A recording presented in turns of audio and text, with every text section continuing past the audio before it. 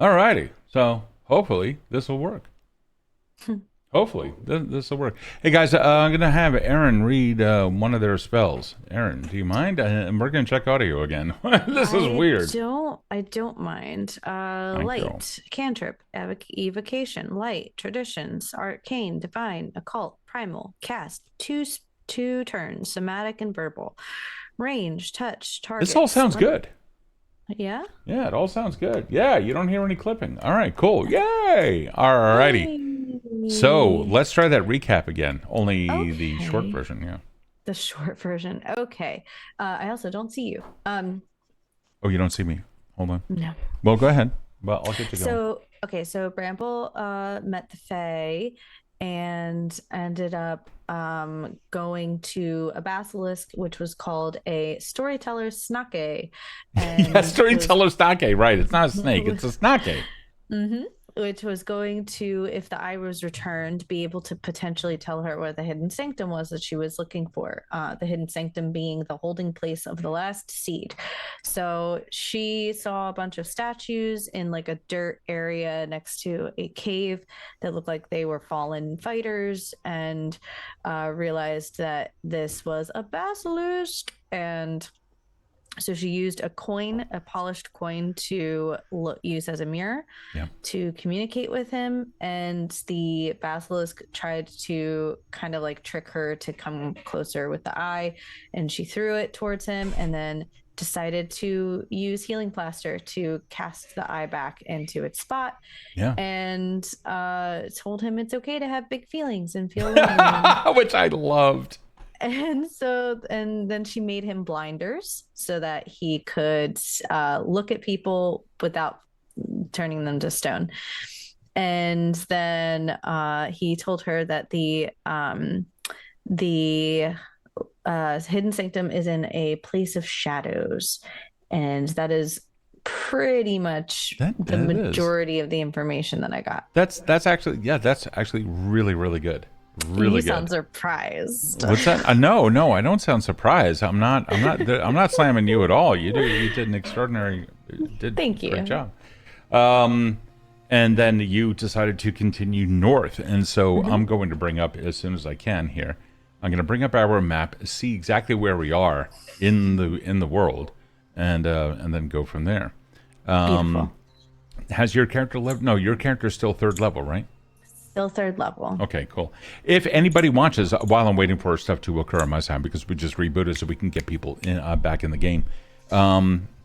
If you check out YouTube, Evindale on YouTube, Evindale, just released like a couple days ago, I think on Saturday morning or so, a the branching out session 0. It was a 2-hour session that's now trimmed down to about 17 minutes. And you hear how Bramble was created, and at the end of it, you'll also see Bramble's third level character sheet as it is right now. So, neat little thing there for you guys, in case you want. And the branching out videos, the full actual play videos, will also be making it up to YouTube, as well as the Kill City Sinners. They will also be going up there as well, and that's going to be drip released, coming out every now and then. And I do want to say thank you to KJ for actually requesting that on our Discord. So thank you for that. You've reminded us of the importance of such things, and so without the community, a lot of changes don't take place because I don't think about them. And it's thanks to you guys for suggesting that kind of stuff. So thank you for that, and we will now continue with that. Alex, also hello. Let's see if anyone else here. Okay, and it sounds like that everything here is good. I hope everyone is doing well.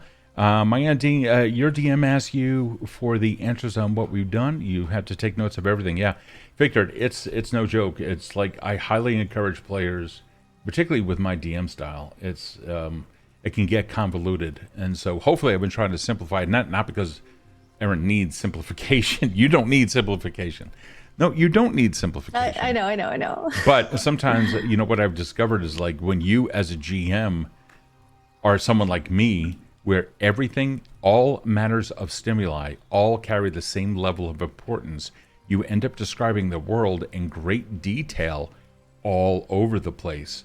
but players tend to hone in on all the things that you spent time detailing, which is everything, which means people get lost really easy, and it's totally my fault. So I'm trying to change things here. So if you guys out there in the chat want me to simplify things or say, what should we be paying attention to? Just, that's a fine way to curb my ADHD right up. Not a problem. I don't mind it at all. And of course, you, my beloved, do the exact same thing. So, of course, you know I will. yes. Oh, goodness. I hope so. All right. Let's see if we can get the map up here. I would really like to do that for you. Is this it? This is it. And then we do this, and then I click here, and I do that, and I put this over here, and there we are. All right, sweet. So let's take a look at the map before we get into it, and then this way, if you have any questions, we can answer them. All righty? So here's the map so far. This is where branching out now takes place. It has been over here. Just a quick little recap. We started off here in Willowbark Thicket, and then Bramble, she traveled down here to the island of the Golden Oak, where she first met a dryad. It continued past the Henge of Time and down by the Heart Cave, where there was a book in the front, and then over by a waterfall where you met a mighty ent, who then you left behind. You then followed the river down and came across a waterfall that came down into a valley-like area, where there you met the same dryad from the Golden Oak, who is from the Circle of the Verdant Dawn. And that's when they told you, yeah, no. There's like a little council of beings here that we all need to be a part of, because humanity way from the southwest, from way down here, this isn't even the entire world, this is just the northeast portion of it, way down here in Kultrek, and in Leishdeep, Drethnach, all of these places, they're all at war and just starting to spread up north, and they're beginning to affect us. So we formed a council. They invited Bramble. Bramble is now a part of that council. And then Bramble underwent a vision quest, and in so doing started receiving signs of what was it? It was an animal. Yeah, stag. Yeah, this huge nature stag. And every now and then, it's this nature stag. It's as opposed to the city stag. It's like a soda Pepsi, so or like liquid water. So I'm fucking batting 1,000 tonight. So I'm Tolkien. I love all you guys. Thank you for the compliment. I really appreciate that. Unless you mean that I over-describe shit, in which case... No, that would be C.S. Lewis. That's C.S. Lewis. and Anne Rice on occasion. We'll talk about a fucking wardrobe for like 8 pages. All right, that's totally fair. So the Circle of Verdant Dawn then incorporated Bramble into their fold after some arduous tests, and then Bramble continued going east. And in going east, came across a man by the name of Avianth, who had a partial of this thing, had some information about this thing called the Ethereal Codex, and in that was the very first clue to Bramble's ultimate quest, which is the hunt for the last seed of the first Leshy. This came out via Crazy C in session 0. Crazy, right here in chat, was the very first person to have suggested that as being the quest for this. What does it mean? It has never been defined. But also you'll find out in session 0 that humanity is encroaching on the natural world, like I said, but the people of these natural areas are not doing anything about it. And that is where we now pick up from everything that Erin just said in the recap. And now that we have you guys completely caught up with this entire campaign, are you ready to begin? Mm-hmm. All righty. Well, let's do this. The sound sounds good, by the way. It sounds like that we're doing very well here. Yeah. So here we go. This is, I know it's funny, but all we really do to signify the difference between now and welcome, Bramble. Whoa. I know it's go. Ooh, okay. Immersive. One little Easter egg. This little tyke right here. This little Bramble right there. This little guy. This little guy right here. Every time, every time they go up a level, it gets a little bit bigger. Like a plant that's just starting to grow a little. He's like a big little guy. It's a big little guy. All right. High on the mountains, Gandalf. Mountains. Alrighty, guys. So here we go. So, fuck. So goofy. I know. Silly gooses. We're just totally silly gooses. Hold on. Let me grab the map again. So we don't need this anymore, but instead we will show you something else in case we need it. And sweet. Okay. Bramble Clove. You've been journeying now for just a couple of days. You left the basilisk behind. Mortimer the basilisk, to be specific. And it turned out that he was your friend, and your journey now continues north. But before we go much further, do you know where you are in the world? Let's find out with tonight's sponsored roll. Why is it sponsored? Because I just thought of it and we have none, and I just thought maybe we can get a sponsor. Who wants to sponsor this one? Somebody can sponsor this. First person to speak up is going to sponsor it, but then you have to make up a fictional product that we need to push. Yeah, and you can't take it back if it's a bad roll. You can't take it back. It's just bad advertising. Bad advertising. It's totally. Yeah, man, you guys have to own it. Oh, I have the fatigue. I think I can remove this effect, right? I'm no longer fatigued. No, you were no longer fatigued. Nobody wants to sponsor it. See, I told you we have no sponsors. Nobody in chat wants to sponsor this. I'm not saying give us money. I'm just saying who wants to sponsor it. You can throw Monopoly money at us. It would be totally good. This episode is sponsored by Hazer Tech, building a better you. Wow. Who said that? Crazy? No, fucking Alex. Alex. Oh my god. Hazer Tech. That was great. I hate that guy. If you guys Dr. Hazer can get fucked. Dr. Hazer could totally get fucked. Dr. Hazer is from the Wednesday campaign, which is cyberpunk, and decidedly not this one, but nonetheless. That's really good. This episode is sponsored by Hazer Tech, building a better you. Well, it's gonna be a bad roll if it's survival. So if you don't mind, roll survival. Let's find out what happens. Oh shit, we're just gonna start off right. What'd you roll? 27. 27. Hazer Tech with the loaded cyberpunk dice here in a high fantasy campaign. Coming through in a clutch. All right. Victor's like, no. All right, so let's see, what do we have here? All right, so this is dope.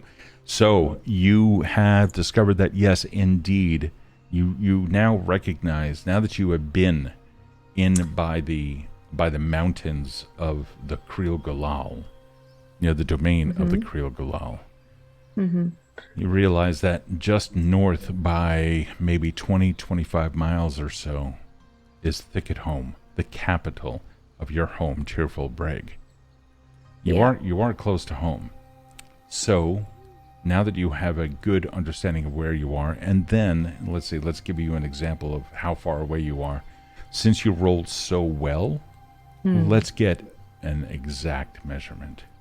Oh, beautiful. Thank you. Yep, you are 408 pixels away. God damn it. Hold on. Let's do that again. You are 408 pixels away. There you go. You are currently 50 miles exactly from Thicket Home. Okay. Well, I don't want to go back home. I'm gonna go, but I do want to talk to people. I do want to go to at least relay the information I've gathered. Yeah, to Willowbark in any event. Make a giant circle. It's only like 2 days journey. Yeah. I think, is there like in the capital of Thicket Home, is there like a library that's bigger than ours? Is that more Thicket Home is not Thicket Home. Well, their library is really more recipes of like fantastic acorn breads.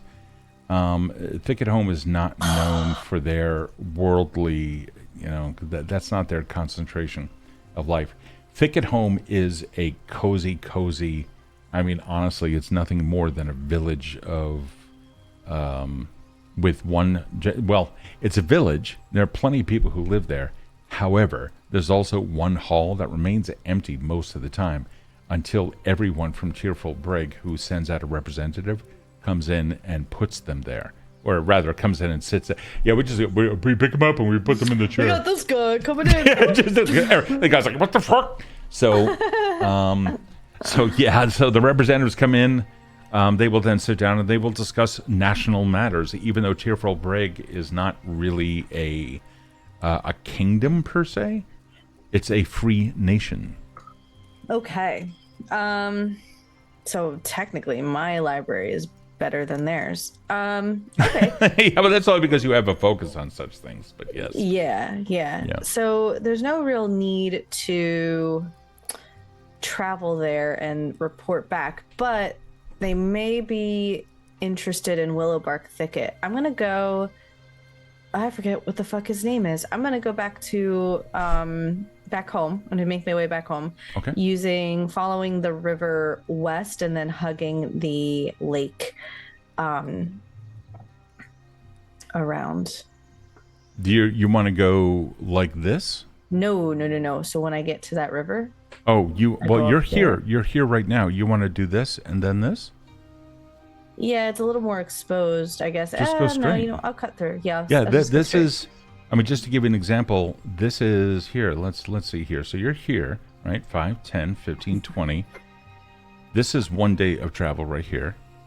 Okay, and then 2 quarters, then half of a day. So that's 1.5 days, and then 5, 10, 15, 20. That's another day. As opposed to nonsense. 5, 10, 15, 20.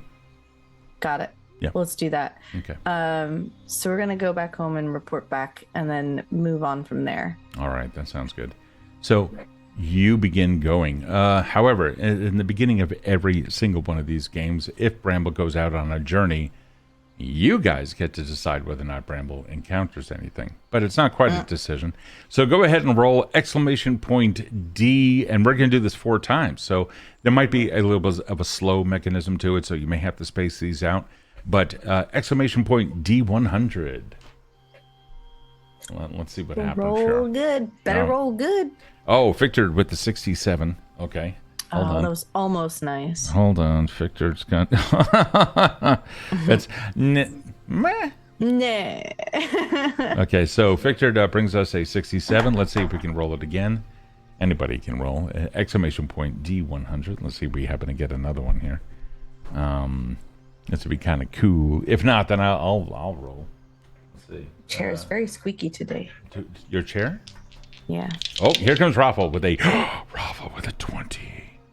Raffle. Okay, Raffle has a 20. I thought you liked me. I know. Okay. Anybody else? You can roll. And you could roll twice if you want. Oh, Alex is rolling. Nice. Oh, nice. Nice. Alex got the 69. Hey, crazy coming. Children. There you go. Alex is just like, yeah, I got this. Yeah, fuck yeah. There you go. And Crazy Seed coming through with a 29. Okay. Crazy 29. Okay, cool. All righty. Let me look these up real quick. I want to see what we can what kind of trouble they just stirred up for you. This is the first time that we're doing it with a 4 times. Typically, we just do once for the entire journey, but this time we're going to do something else. Let's see if this works. Hold on.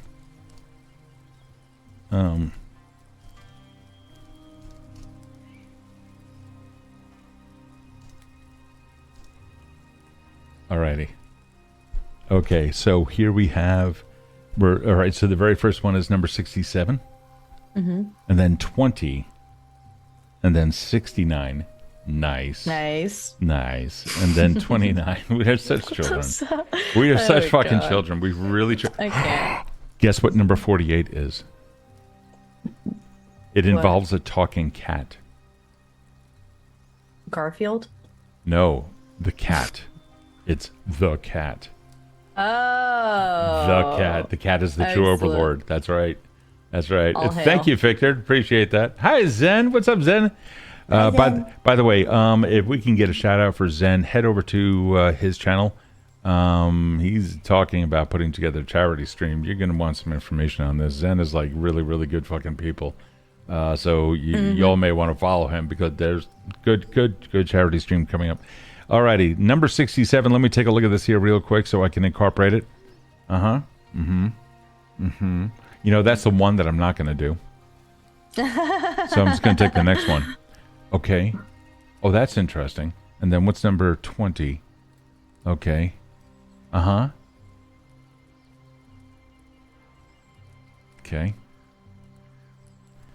Yeah, that, what level are you?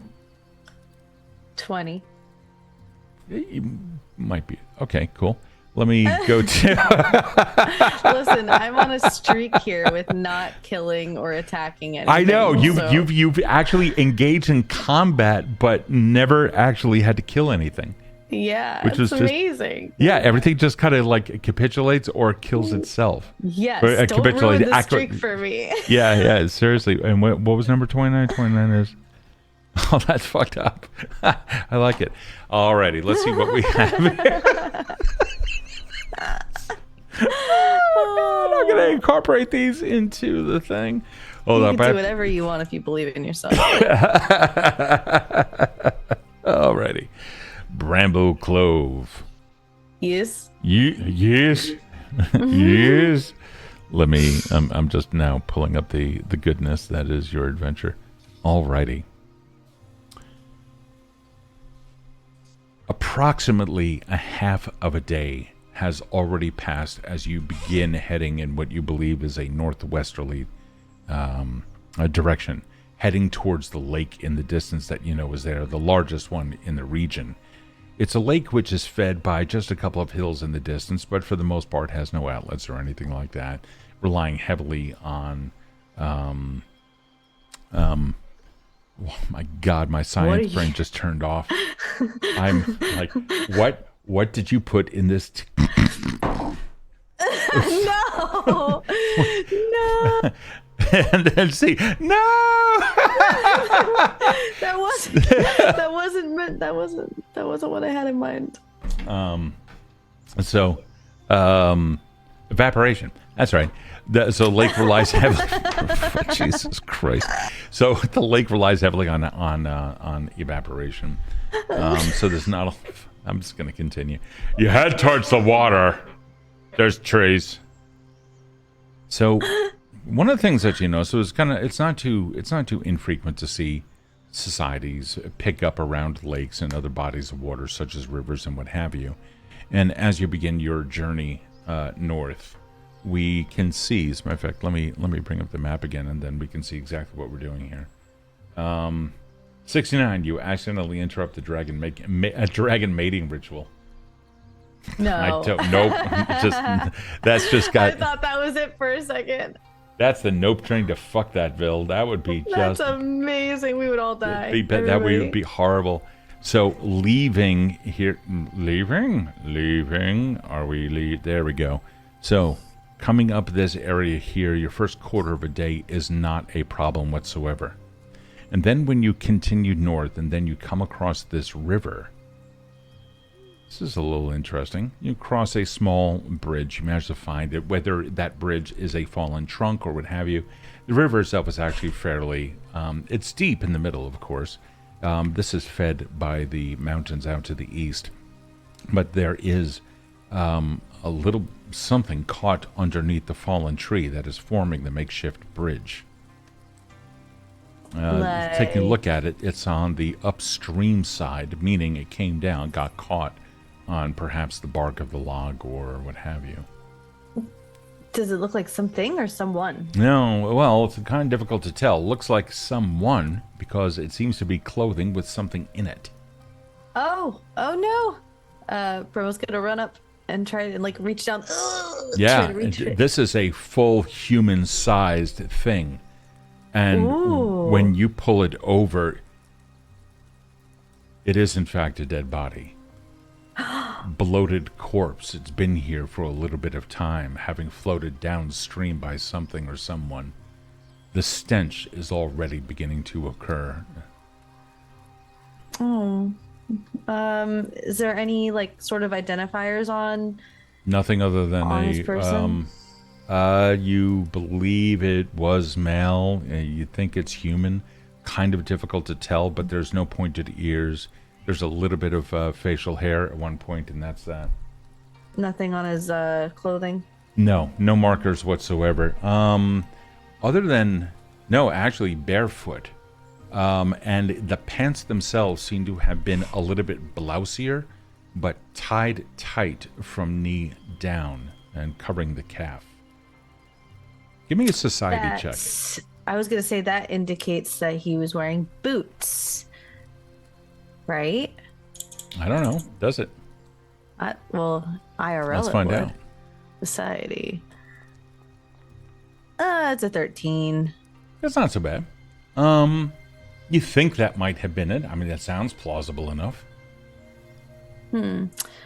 Last question. Is he injured by something other than drowning? Yeah. The shirt itself reveals, it's like a light blue tunic of sorts, which is split on the sides.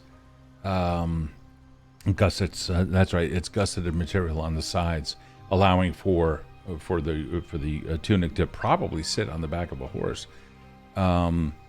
And the tunic itself, billowy, also shows a dark stain gut in the gut region. Poor whoever you are.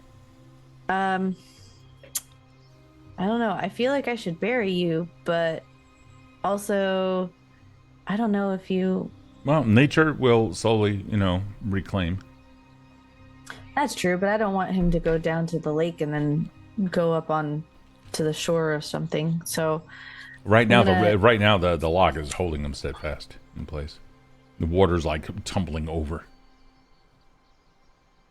Well, then I'll okay, some people don't like to be buried, so I will like push him into further down to get him to dislodge him. It's extremely difficult, but give me an athletics check. Let's see what happens. Okay. This is a cozy stream where we talk about these things. Disposing of bodies. 21. 21. I'm gonna punch him right down into the. Yeah, get down there. So, you manage to realizing that your arms aren't going to be sufficient for this, so you decide to give it your all, and you do so by just punching and stepping. It's a gross scene. Remember, the body was bloated. Ew. Don't want.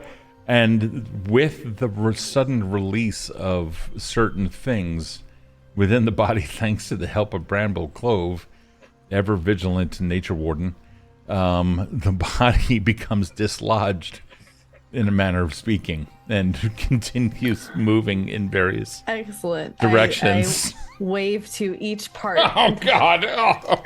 Trigger too late. Trigger warning. Goodbye. Alrighty. Sorry, guys. Oh gosh. Yeah, all 6 viewers at this point are kind of hello.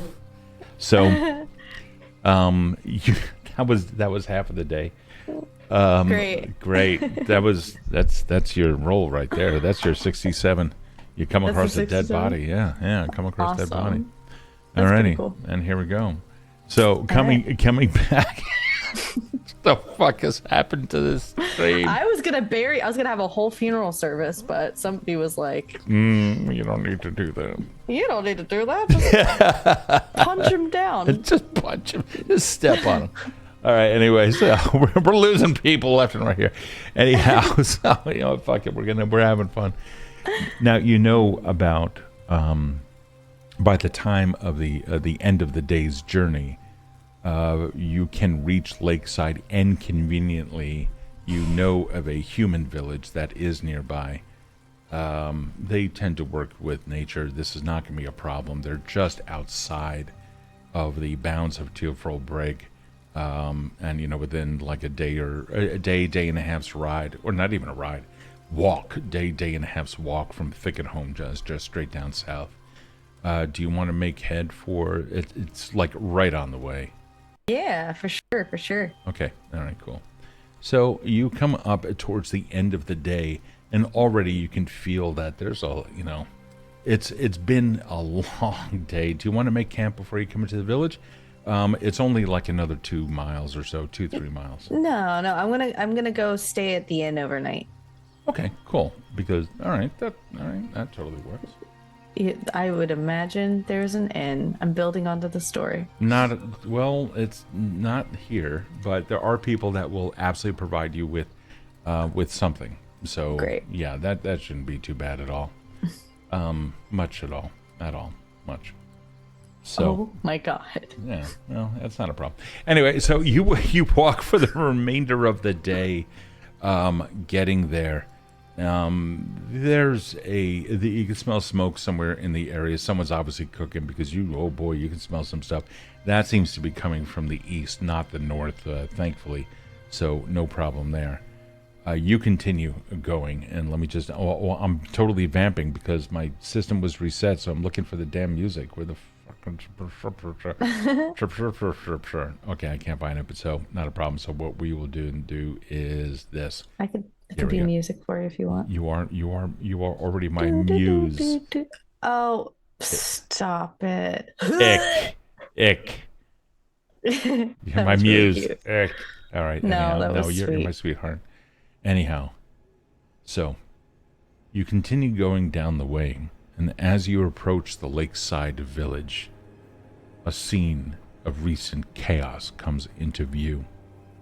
The once peaceful home bears the fresh marks of ransacking, their doors hanging askew and windows shattered. The air is thick with tension and unease. The villagers, their faces etched with fear and anger, move cautiously amidst the wreckage. Their eyes meet yours, filled with a mixture of desperation and defiance. What happened here? What happened? I'm gonna go up to the first person, like tug at their tunic. As you do, it's an older male. He looks down at you. The bandits, they came up from Riverside, and then others say they came from the east. They hit villages all along here, and we were the ones that they hit most recently. And then he drifts off as he turns his back to you and then points to the distant opposite side of the village, indicating even at this time of night, it's dusk. At this time of night, you can still see people burying a heap of bodies. Oh no. Bandits? You're saying bandits did this? This seems extreme. Did this not? He had like a shovel. He drags that and sits down on what was once a wine barrel. The earth has now completely drunk that deep, and instead he sits down on just half, not even half. I mean, it's a barrel. It falls apart if it's broken. And he just sits down on the only thing that happens to be around at the moment. I think she's gonna like look at him for a moment and realize that there's nothing she can do, but she wants to go look at she wants to look for clues like on the buildings along the way as she goes towards the pile of bodies. Yeah, there's a first off, you're noticing fire damage to most of the village itself. And the people that are there are mainly elderly and children. When you start getting close to the body pile at the other end of the village, you can see that the last of the bodies are finally being laid to rest. And it seems to be the adults were the ones that were taken. You estimate 15. And you overhear talk of vengeance against that dog-faced person. And vengeance against the men that did this. Who's talking? In this case, judging by it, he didn't even have time to take off a leather apron. Judging by the look, he might be a butcher of some kind. The village doesn't have too many professions. It's mainly, it's a fishing village. So they probably have a couple of hunters here. You're estimating late middle age, early senior, male human. Excuse me, who... He looks down at you and like eyes just clear for a second, looking at something other than a dead body. Who are you talking about? Vengeance? These men that came in here, they came from the east. We all saw them coming. They rode in here in the middle of the day. Do you know who they were? I heard they were bandits, but this all seems rather... Several days ago, an entire mart came in from the west and heading east. Several of them decided to stay behind and pick on us, on the villages here in Lakeside, including those that are down south and over there on the west side. All of them. Each of them picked clean words, us say. Someone came in from shore yesterday morning before he turned round and left and informed us, sure enough, they've been ransacked over there. The wars from the south are making their ways here, and their ugliness is coming with them. Now, so many of us are gone.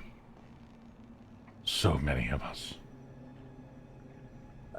Were they human? Were these men? Were they? Were they? Somebody else steps up and stops for a second after patting a pile down of dirt on top of some of the bodies. Stops, mops their brow, and rests their hands wearily on the shovel. Guys in chat, yeah, keep it moving over to something else. Guys, stay on topic with the game, just to be fair to anybody else that happens to be watching. He looks at you. I only saw 3 men. Most of them hit in the overnight last night. Then they came again and picked off the rest during the middle of the day. There were 3 men and a 4th one that seemed to be bossing them around. Dog-faced, large muzzle, ears. So he was dog-faced. Was there any heraldry on them to tell who they were serving, or? It was a red banner, that much I can tell you, says the first one, what you estimate to be the butcher. There's a red banner. Had a horses on there, if I'm not so mistaken. It comes from the riders way out to east. I reckon there's their kind. And then the guy with the shovel kind of stands up straight. He goes, aye, but that's not the same ones. The banner itself may have that of the horses, but those aren't of the riders. Aye, but you see their clothing? Their clothing look very much like theirs. Yeah, I understand that. But I don't think that they are the same. They may have come from the same areas, far east, but we also saw the army marching through to the south from the west, and they looked very different. Who are you talking about? The riders? The riders all the way out there to the east. The Zurli riders. Community, horsemen and what have you. Down to the south, they appear to be more like villagers and what have you. Trade routes set up. It's just on the other side of the woods, beyond the mountains. But far to the north, good people. They prefer not to stay still. Nomadic, going where the land provides. Oh. I didn't really know there was anything east of here or anyone. So you're saying, and I looked to the one that was just speaking, that it's not those riders. And you're saying, I looked to the butcher, that it is those riders based on the horse. Reversed. I apologize. I'll use different voices. The butcher speaks up. Now, I'm saying that it is not the riders. I understand that some of them happen to look like the riders, but I don't think that that's the case at all. And then the other one says, I disagree. I think that some of them are, in fact, the riders, but they are not all they're not all the same. Either way, whoever they are, they're being bossed around by some tall dog-faced, don't know what it is. Do I know anything about war? About war? Yeah, about actually, do I know anything about the Zorroily Riders? They are quite a way away, as you can see here on the map. They are nowhere near close. But give me a society check, and then we can find out what you know.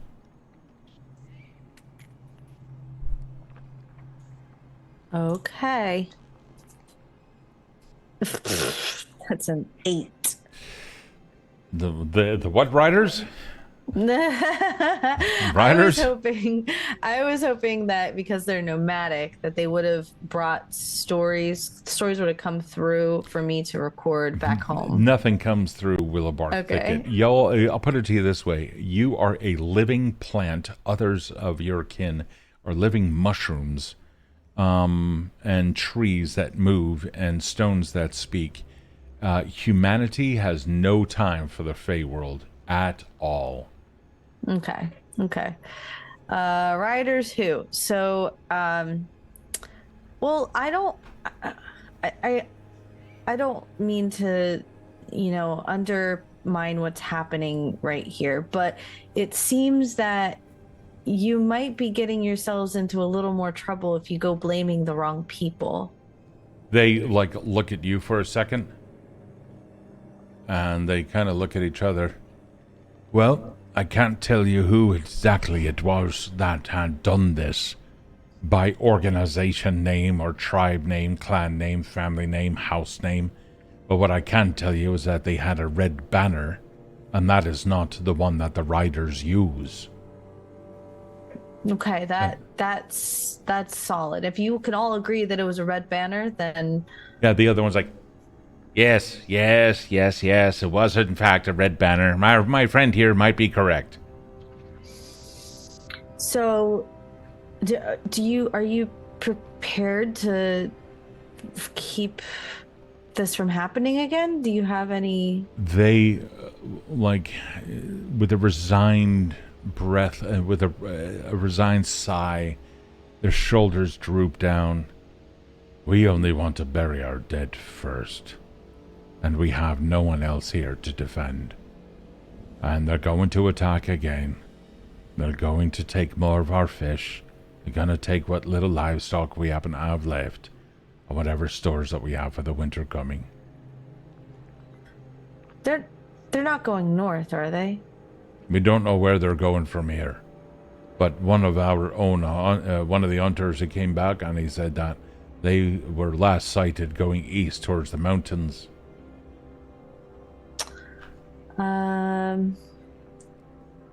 Zen, thank you so much for the cheers for the gifting of the subs.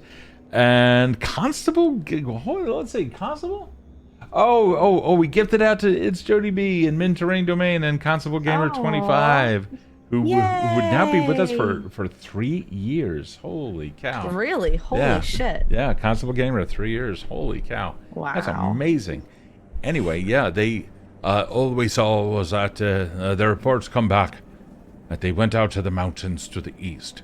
Now, I want you to take a look at the map here for a second. Yeah. Okay, and we're going to zoom in here. The mountains out to the east. Remember, you rolled a survival check that was just freaking awesome. The mountains out to the east pretty much end here, and then they just continue. Yeah.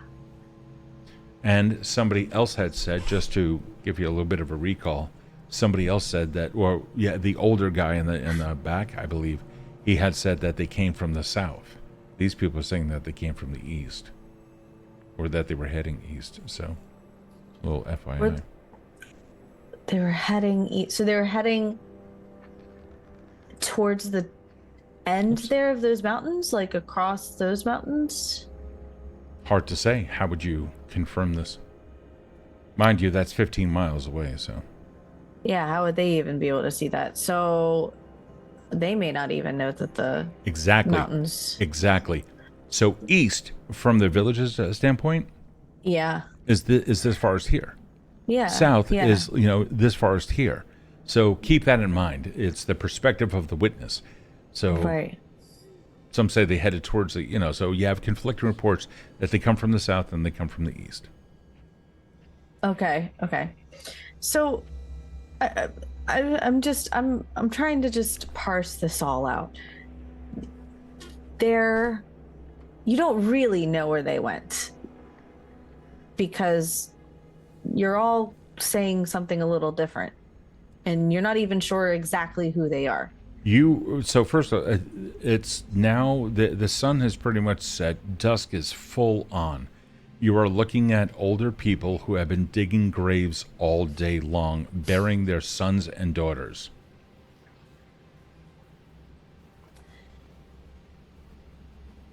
I hope they all rest in peace. Might I stay in one of your burned out buildings for the night? And they kind of look, whichever one you can find a hole in, that's absolutely fine. Keep in mind, thicket. Yeah. You might be the only one with an actual house. Everyone else goes, nature, and just kind of falls asleep where they're standing. So okay, this is fair. So what I'm saying is that if you don't find shelter, it wouldn't be something unaccustomed to your character, most likely, but it is your PC. Yeah. I mean, I could go outside to the trees or I could kind of just shack up right there. So whatever one is closest, I'm sure there's a little... Trees are right over there, and most everything here is burned down. On a second thought, I'm going to let y'all take care of your belongings, and be well. Let all y'all know it. The Leshy. No, I'm gonna let all y'all know. Love the Leshy. As I back up with the finger guns all the way back. Okay. You start heading. Let's take a look at the map again. I think it's funny that Bramble was trying to be an investigator in that moment. It's the least opportune time to do it. I know, it's so, and by the way, do you mind that if I take up residence in one of the few remaining buildings that you guys have to sleep in? I know that you're all burying people and have been doing so for the past... Oh, that's your son? Anyhow, so yeah. Yeah, he looks like you, or looks like you. It's just a fucking, like a failed Columbo. All right. Wow, the reference no one got. Okay, good. Now I know my audience. Anyhow, yep. So which way do you go? I'm going to sit here reference. And just let my old bones turn to dust with that reference. Drink some more tea. Fuck, right? Because that's okay. I have no more. No, I got the reference. Kind of. So, Alex, I'm going to go from. I'm gonna go to. Yeah. So when I go into the trees, I'm sure that there's little, maybe fireflies out or something, and I don't know if Bramble can actually speak to things and be understood. You speak Sylvan, and if it's an intelligent creature of nature, we can say that's a good chance. Okay, so I'm gonna go, as I see all the lightning bugs and stuff, I'm gonna go up to some of them like a little cluster, and I'm gonna say, and I'm gonna say, there's a bunch of really sad folks over there. Maybe just kind of keep them company while they perform their end of life rituals. And you say this to a firefly? I say this to a tiny little cluster of fireflies to see if they'll tell their friends and all. Okay, well, whatever you'd like. They're just over there. And then one of them goes, sorry, what I meant was. So, Hey, how you doing? I'm a firefly. What's Yeah, up? firefly. Hey, yeah. My name's Brutus. How you doing? Nice to meet you. Oh my god, you're jacked, Brutus. Hey, thank you for noticing. Your butt's so bright. And my butt is very bright. Hold on, you ready? Check this out. Yeah, you like that, huh? Yeah. So, how can I help you? Well, there's a bunch of folks over there who lost a lot, like pretty much everything. It's Kronk, the firefly.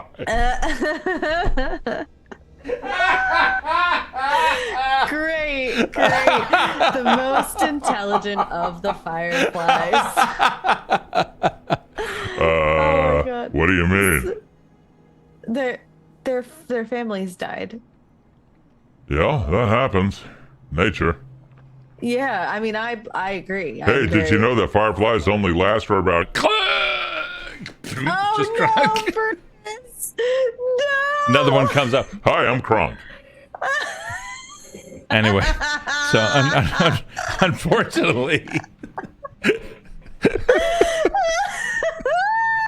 unfortunately, the fireflies don't really deliver too much. Wait a second, the poison for Cusco? Oh my god. The poison for Cusco. Cusco, thank you.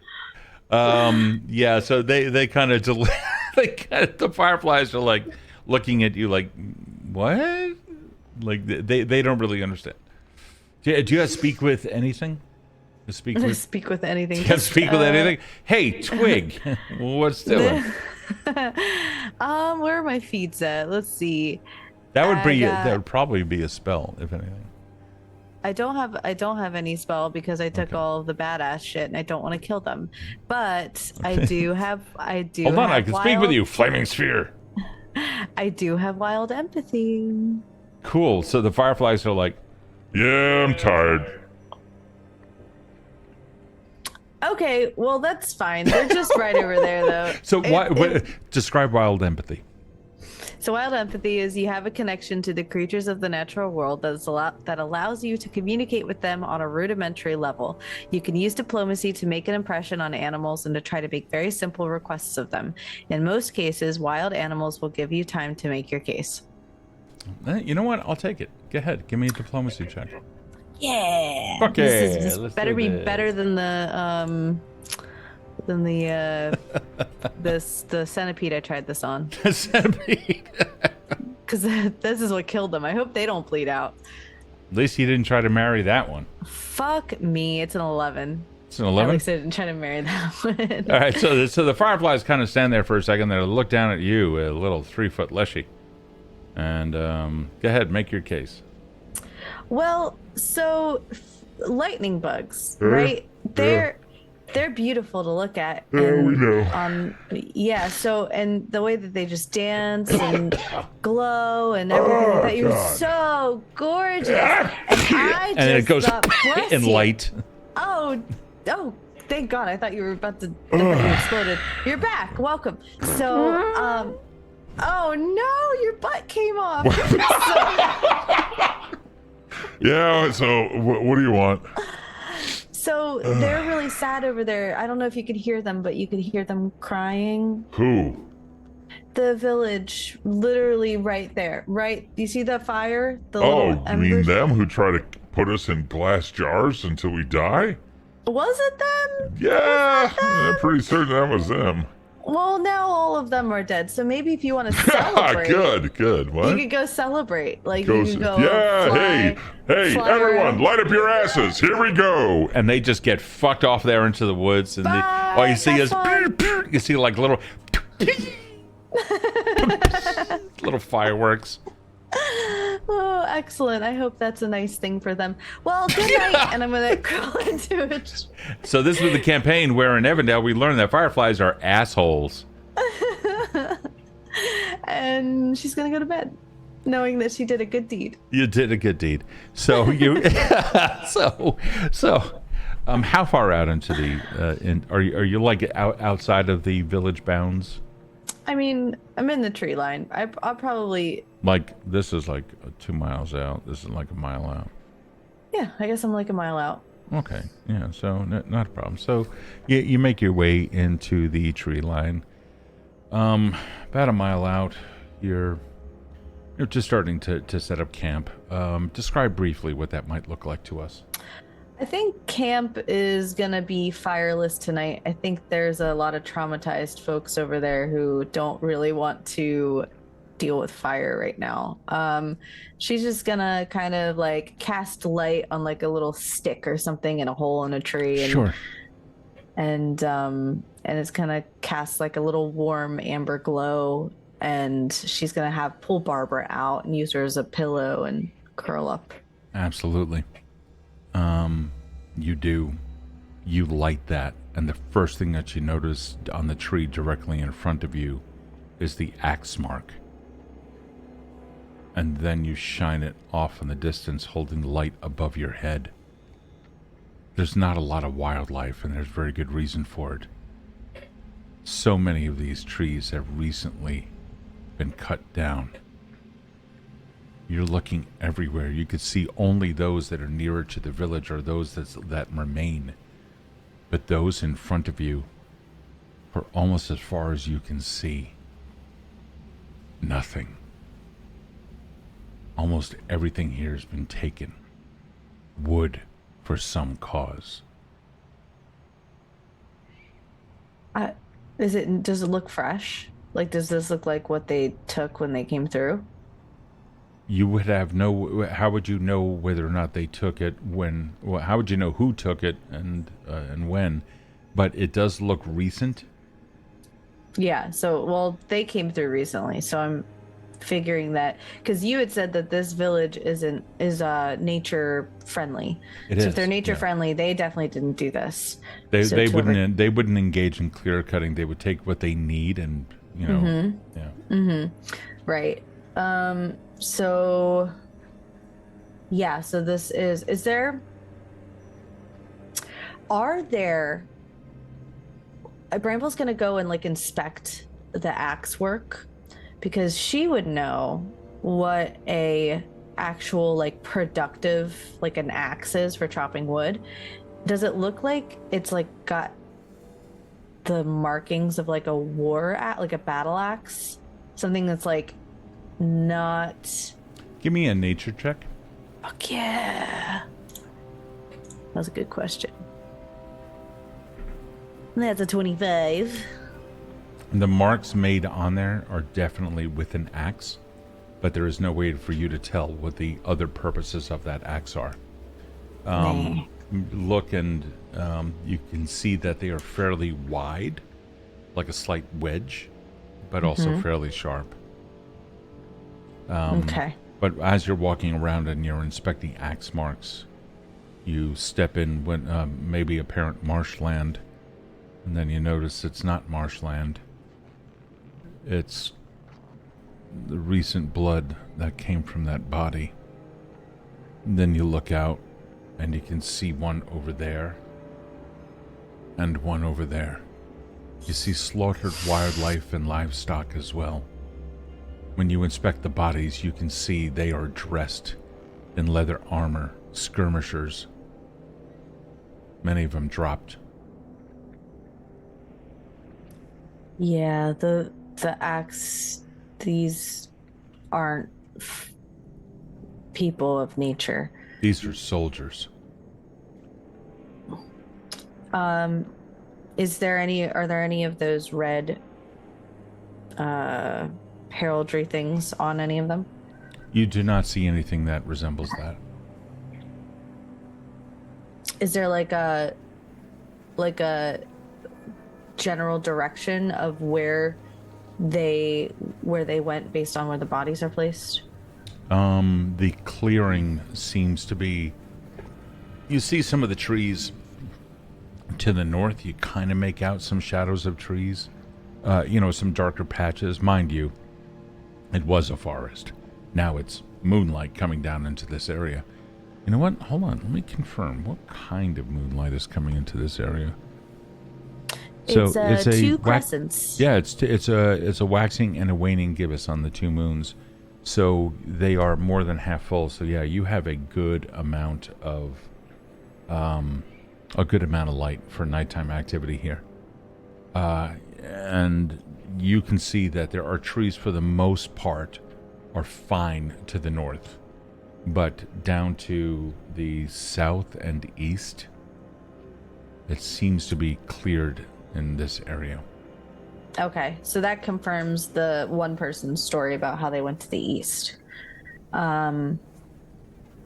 Okay. I don't think there's anything Bramble could really do right now, so she's going to just try to find a tree that's not Sure. hurting and sleep in it. Absolutely. You do. Give me a... No, you're good. Never mind, because Raffle rolled this one. As the night passes, you get woken up a couple of times here and there by some stray, like a fox running through the area. And then at one point you hear an awful cry of something of wildlife. What? Barbara, was that you? Barbara is like right next to you and kind of rolls over, looks at you, eyes blinking. I think Bramble just woke up from a dead sleep. I'm gonna she's gonna stick her head out of the tree and listen again for something, a sound. And it sounds like an awful screech, almost like a screaming human. Oh goodness! I hope it seems to be coming from the southeast. Okay, I'm climbing down. Okay. I grab Barbara on the way out by her quills. I'm like, get in the backpack. Yeah, and Barbara just and then straight into the backpack. Yeah, and I think she's on a mission to find out more about this trail of bodies, and this is a clue, so she's gonna follow that. You're gonna follow the scream? Yes. Okay. Yeah, and finally you find it. It's a deer with a hunter's arrow stuck in its neck, but it didn't kill. And with every single move of its head, or every time it moves its neck. It's okay. It's okay. I'm gonna run up to it and drop my backpack, everything, and just run up to it. Give me an empathy check or a diplomacy check for your wild empathy. This is it. No, it's not. It's an 11.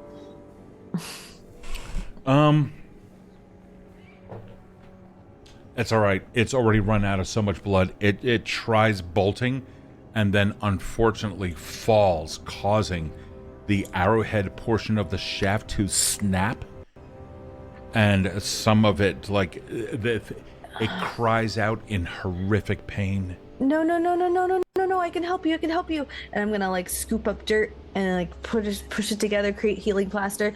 Come on! And I'm gonna cast it on the neck, place it on the neck. Okay. I'm gonna fucking heighten it to. Oh damn it! I don't have 3rd level yet, so I'm not going to. But okay, I'm gonna cast it. Alrighty, yeah, you do. A soothing sensation comes over. Fortunately, with the pointed end of the arrow now out, as part of the healing, you pull that out, and the shaft does come out clean. You put the healing plaster on it, and after a little bit of time, it seems like at least with the compress and the bandaging and what you've done, the healing plaster, it seems to be healing up just a little bit.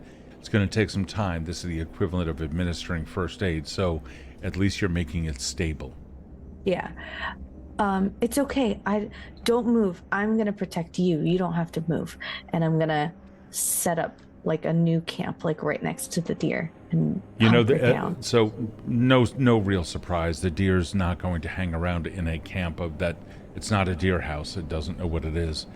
But there is a little bit of well, not a little. Its eyes are wide with absolute fear, constantly sniffing the air. It rubs up against you, puts its head up against your leafy body, just for a quick second before it props itself back up, looks around. It has stopped bleeding where it was. Thank goodness it did not hit an artery. But it begins to move through the woods, sniffing around as if to ask, are there any predators here? And then it bolts straight north towards the woods.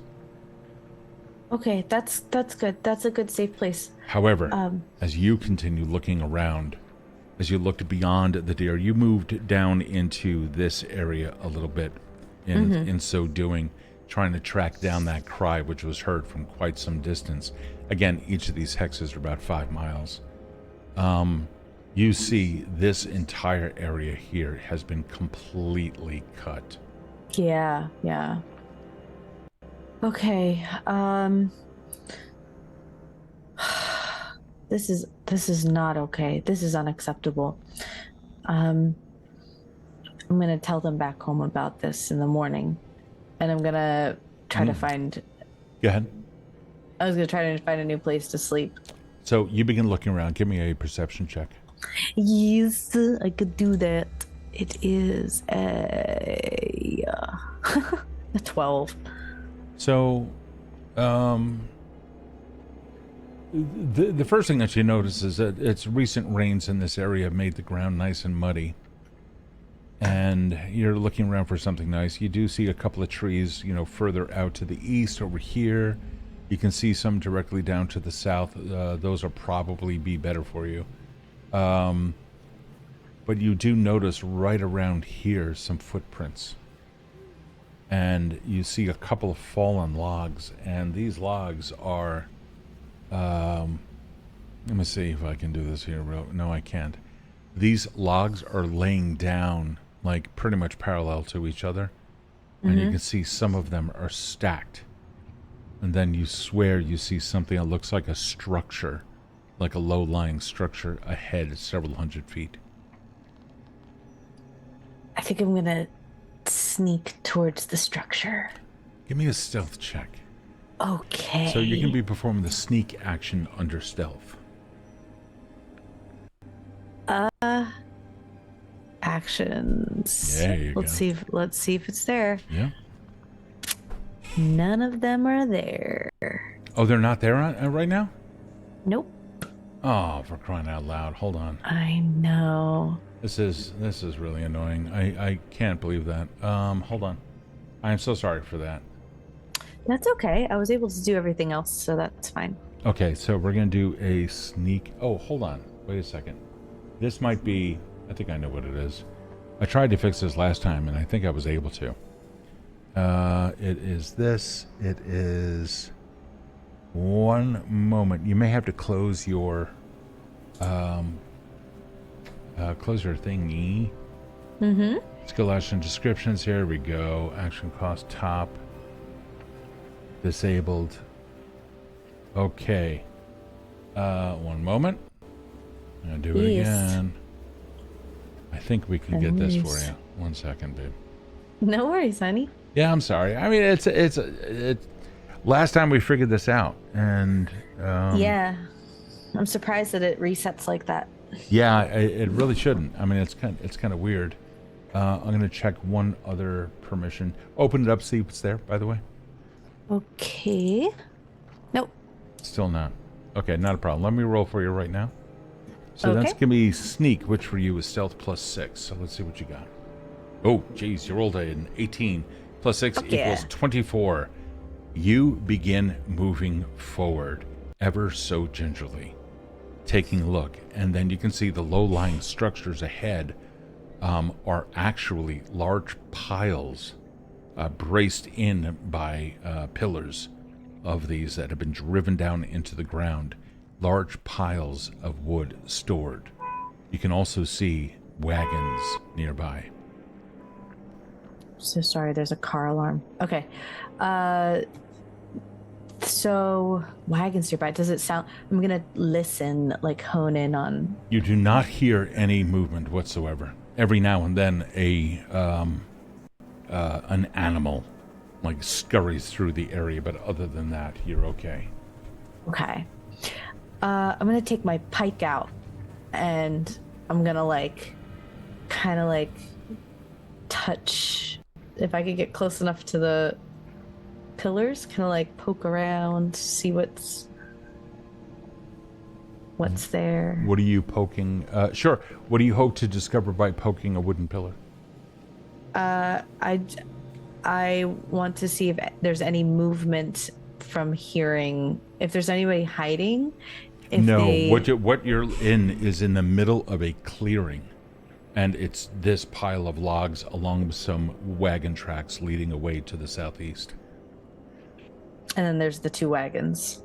Yeah, and 2 other wagons. All right, I'm gonna go check out those wagons.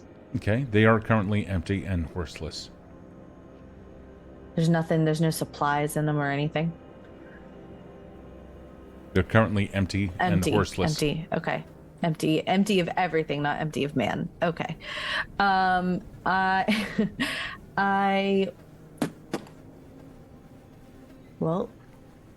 I don't think there's anything else I could check out here.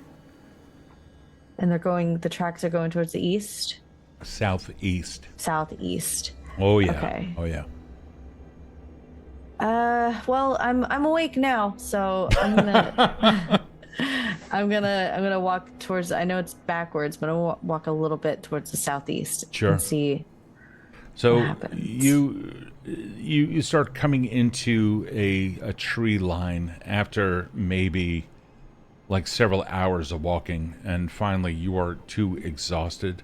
Well, I can't tell you what you're feeling, but you do become extremely fatigued. You can push yourself, but you're in the, it's about midnight right now.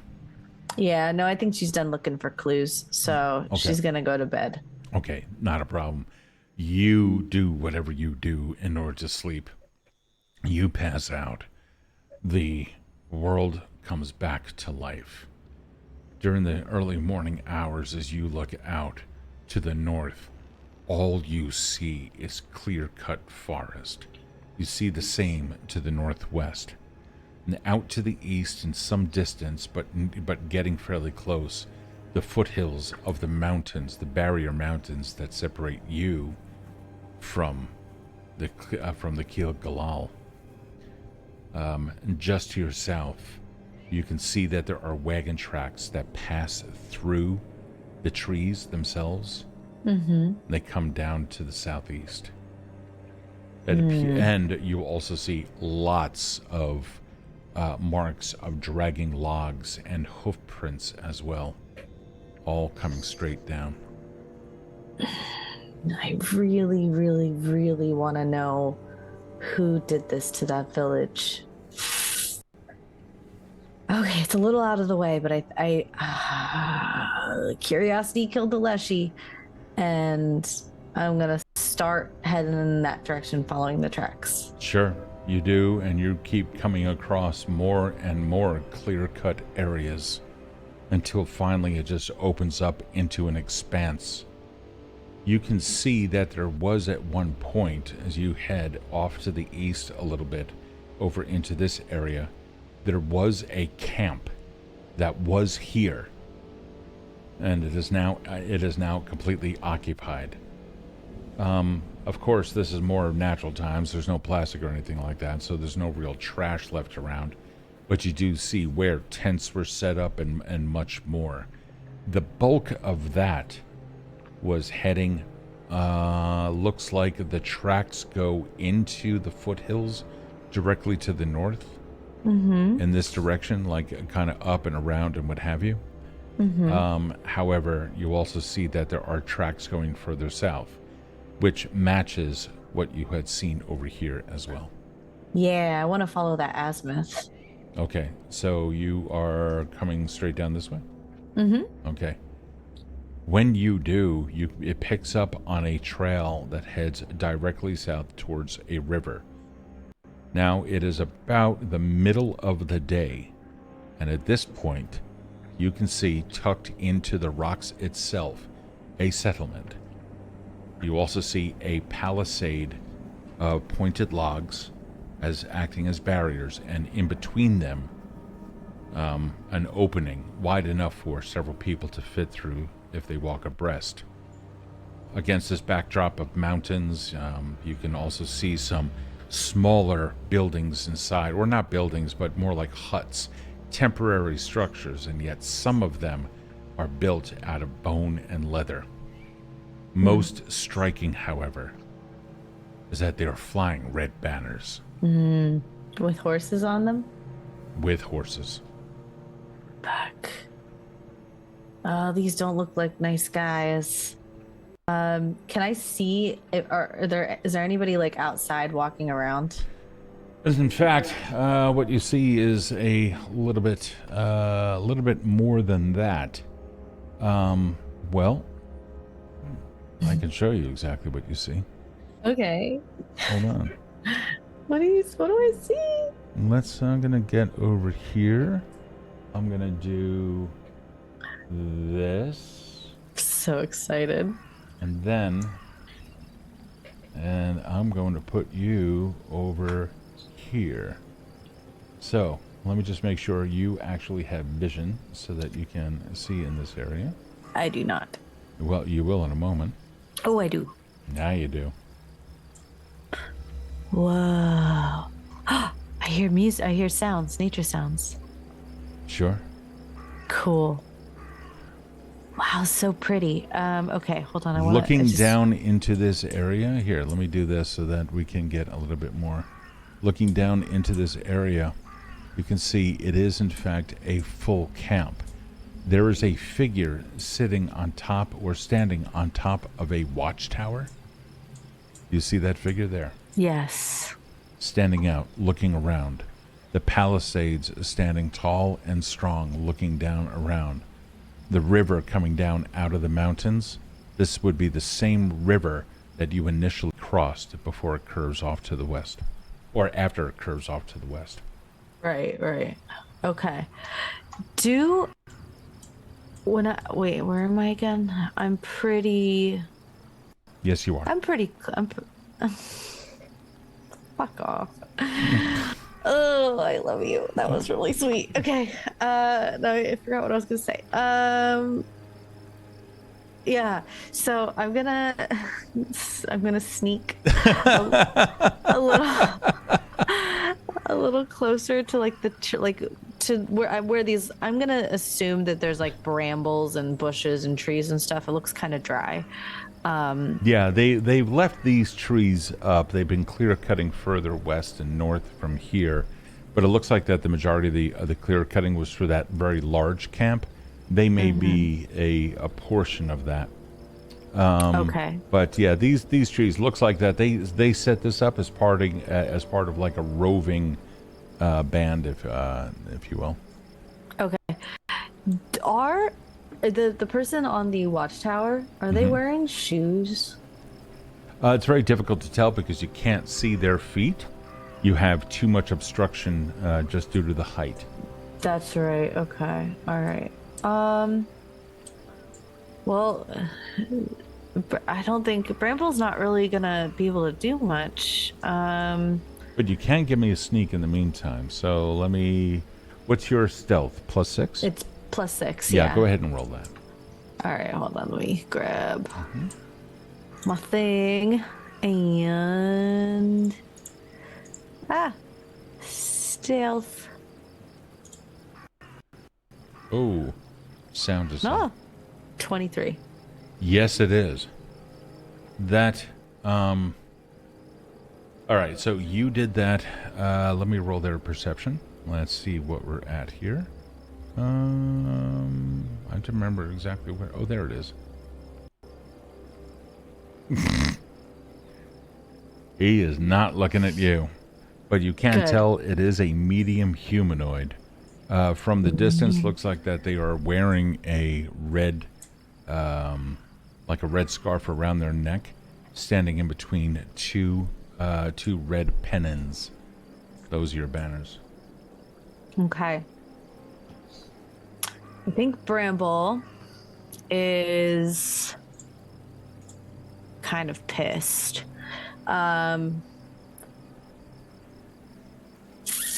Does she want to go into her villain arc now?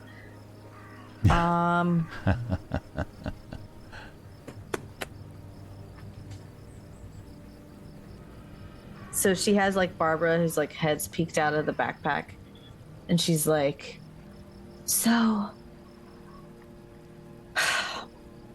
if I just go in there all willy-nilly, I'll definitely die. Barbara kind of looks at you as if to suggest that you may want to recall knowledge. I wonder what I could recall from previous. So previous encounters. So it's not a problem. What you can do is it's kind of like a recall knowledge. Give me an intelligence check. Oh no. We don't actually do that in Pathfinder. I mean, you can. There's nothing wrong with it. You remember? Yeah. Well, you remember some of the stuff that that they had spoken about. They hit hard at night. Yeah. And then came back during the day to clean up. Okay. So it would probably be best to hit during the day where they're not hitting hard. I wonder what they're doing. I wish I could get a closer look. She's going to climb up. Yeah, you know what? She's going to climb. I know it's the edge of the map, but she's going to come over here. Okay. And climb up this, Ooh. the face of the rock to get taller than this guy. Yeah, not a problem. Give me an athletics check. Okay. Let's see what you got. Come on, Vine Leshy, do your thing.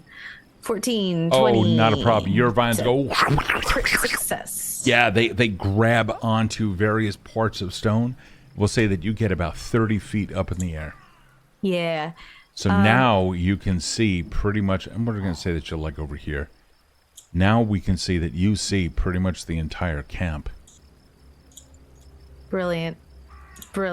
Okay, so I want to know, what are they doing over at this fire? Is it just a regular fire, or are they burning stuff, or are they doing a ritual, or what? No, in fact, you only see what seems to be one individual on the watchtower, one individual who is kind of getting stuff from a tent. Okay. He's the one turning around. Hold on.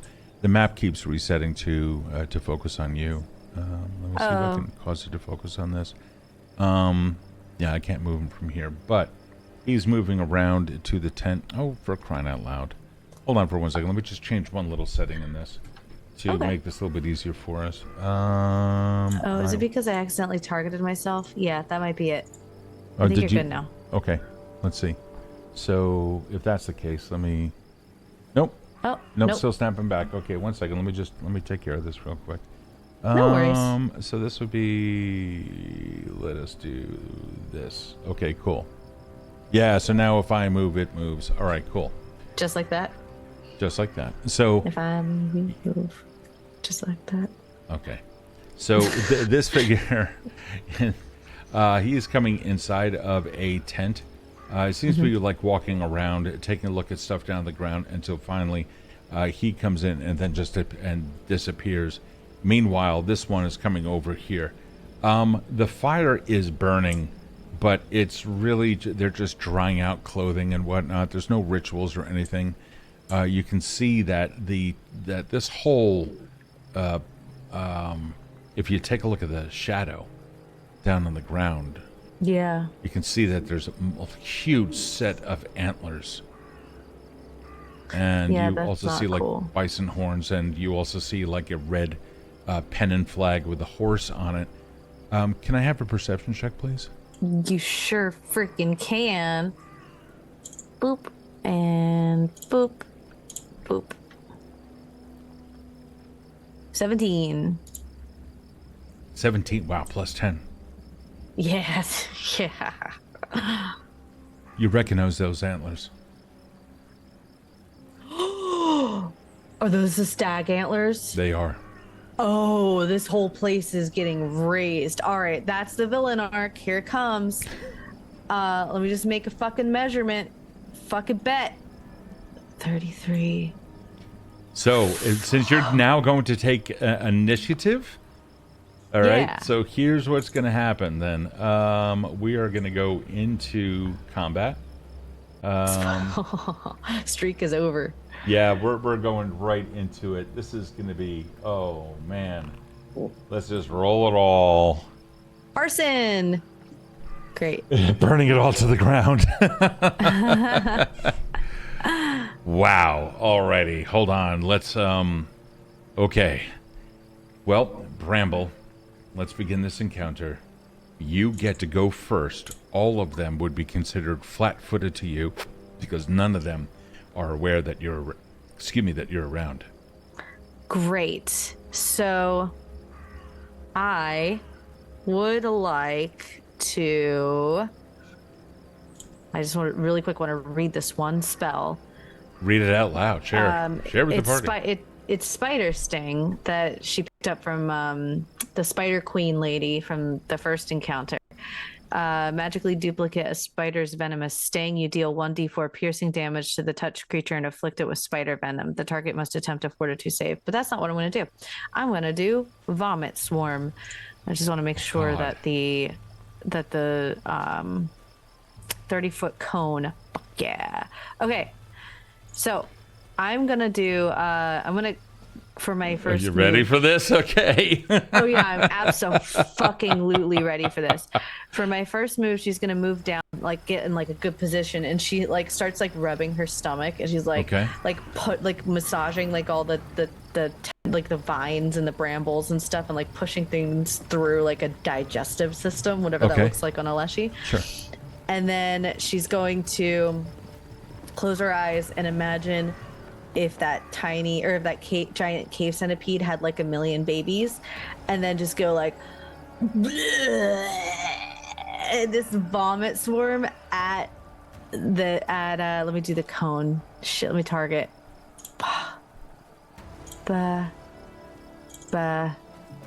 Vomit swarm. Cast. Place 30-foot cone. Boop. You got this? I fucking got this. Oh, I'm learning. fuck. Okay. Oh, my God. What are you doing? Okay. It's about like right there. Yeah. Oh, my. It's perfect. It's fucking perfect. Holy shit. Wow. Yep. So, okay, go ahead. It says you belch forth a swarm of magical vermin. You evoke and shape the creatures from your own imagination, allowing you to change the appearance of the creatures. But this doesn't change the effect of the spell. The vermin swarm over anyone in the area. Their bites and stings dealing 2d8 piercing damage with a basic reflex save. A creature that fails also becomes sickened 1. Wow. Okay, so it's a basic reflex. What is the save DC? It is 18. Holy shit. Okay, so this is a fortitude save. Let's roll. That is going to be a total of 17. Yes! Okay, so with that, go ahead and roll the damage. Cool. Damage. Look at me rolling these dice. I got... Oh my god. Oh, this is for the stag. 14 points of damage. Did you happen and you did target him? I did target him Perfectly, immediately. Right. These things just and they descend upon him, and all you see is his entire back gets hit.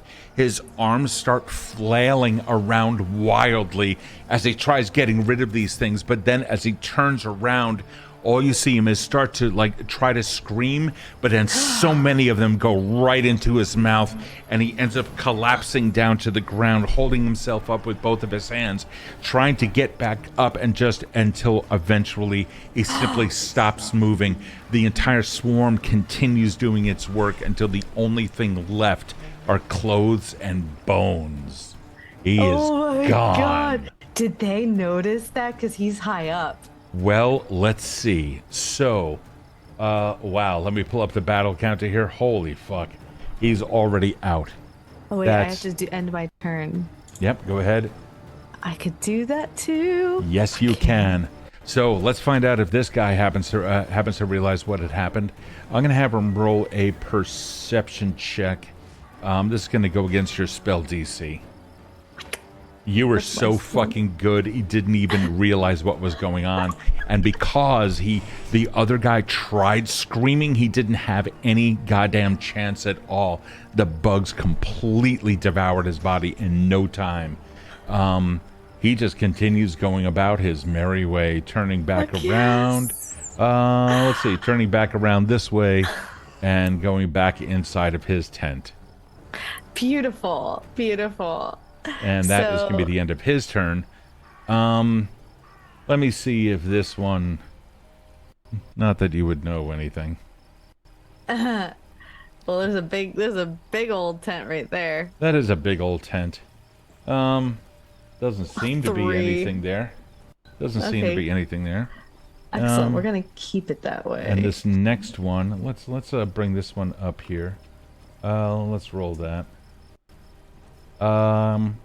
Does not seem to be reacting. There's no additional movement in there. As far as you can tell, people are in the tents and staying there. Okay, beautiful. So for my next turn, Yeah, go ahead. You got this. Bramble is going to very sneakily. Let me see how many. Shit. Oh yeah, we're gonna fucking just annihilate. How much? 25. I can move 3 times, right? So 25, 50, 75. Now, keep in So- mind, you're going to be jumping. This is going to be a long jump, and the DC is the amount of feet. Because you see that water? Remember, you are 30 feet high. You're jumping across to something else that's also 30 feet high, and that's a 30-foot drop in between. Okay, I don't really want to risk that, so I'm going to. Oh wait, no, I've got vines. How far can my vines reach? I don't think they're going to assist you too much. Okay, then I'm going to climb. What I'm going to do is I'm going to climb down. So I'm going to climb down here. Give me an athletics check. Sure. Oh, actually, there's no rush at this point. You climb down without effect, no problem whatsoever. Cool. And then I'm going to swim across. This is going to be a little bit difficult. Give me an athletics check, or more specifically, a swim, in case you happen to have anything that's against that. I don't have any swims. I just have athletics. Okay. 15. Certainly. Yeah, it is rapidly moving water, but nonetheless, it's fairly shallow as well. And with the aid of your vines, you're able to get across. 15 was your DC, so.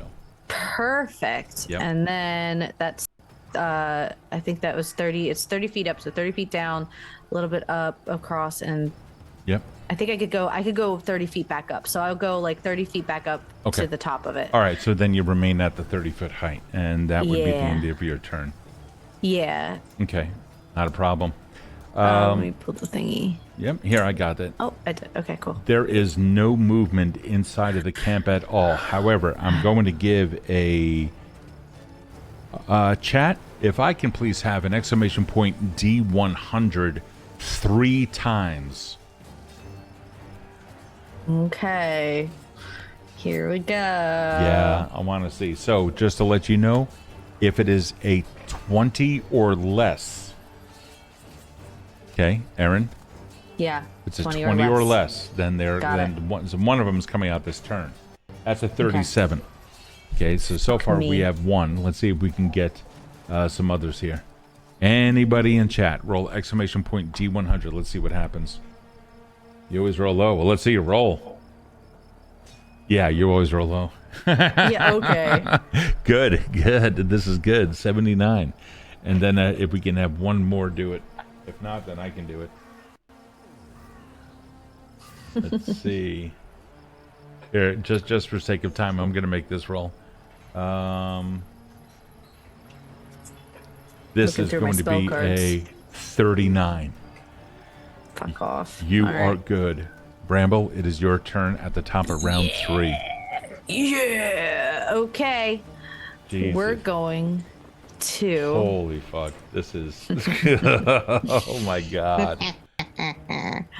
Let me just triple check here what I can do, what Okay. my things are. Okay. Okay. What do you got? I'm going to. I'm gonna do some more sneak around. Okay. 11. How much is this? Like 75. All right, I'm gonna go kind of like right here-ish. Actually, this is nice and shadowy. I'm gonna go here. So she's. Oh, so Bramble's gonna kind of like sneak down here. Okay. Sneak around here. Sneak up here. Sneak. To about... Using your vines negates. You can move through difficult terrain without issue, right? Exactly. Yeah. Okay. Just want to make sure that was there. So we're gonna go about right here. Okay. Oh, I have an idea. Okay. Where's my Gale Blast? 5-foot emanation. Okay, that's not gonna do anything. I was gonna try to like catch the other things on fire. Sure. With the on the fire. Okay. I'm gonna do. I'm gonna get closer. I'm gonna go a little bit more. Okay. In this little shadowy nook right there. Okay. And that's the end of my turn. Brilliant. Chat, roll D100s again. If we go 30 or less this time, then that person comes out. Let's see if we can do this. If not, then I will roll. Oh my god. Yeah, let's see if we can get some rolls in here in 10, 9, 8. Anybody in chat? Exclamation point D100. Oh, here's one. 44. So far, it's Jody B. Does not bring anyone out. Crazy. Yes, Jody. Crazy. Go ahead and do it again. It slows down. Go ahead and do it again, buddy. Let's see if we've got this. Oh boy. Come on, crazy. Yeah, let's see. 51. Another one does not come out. Fuck yes. Okay, so far Raffle does not summon anyone. Let's see if we can get anyone else. Crazy, go ahead and re-roll.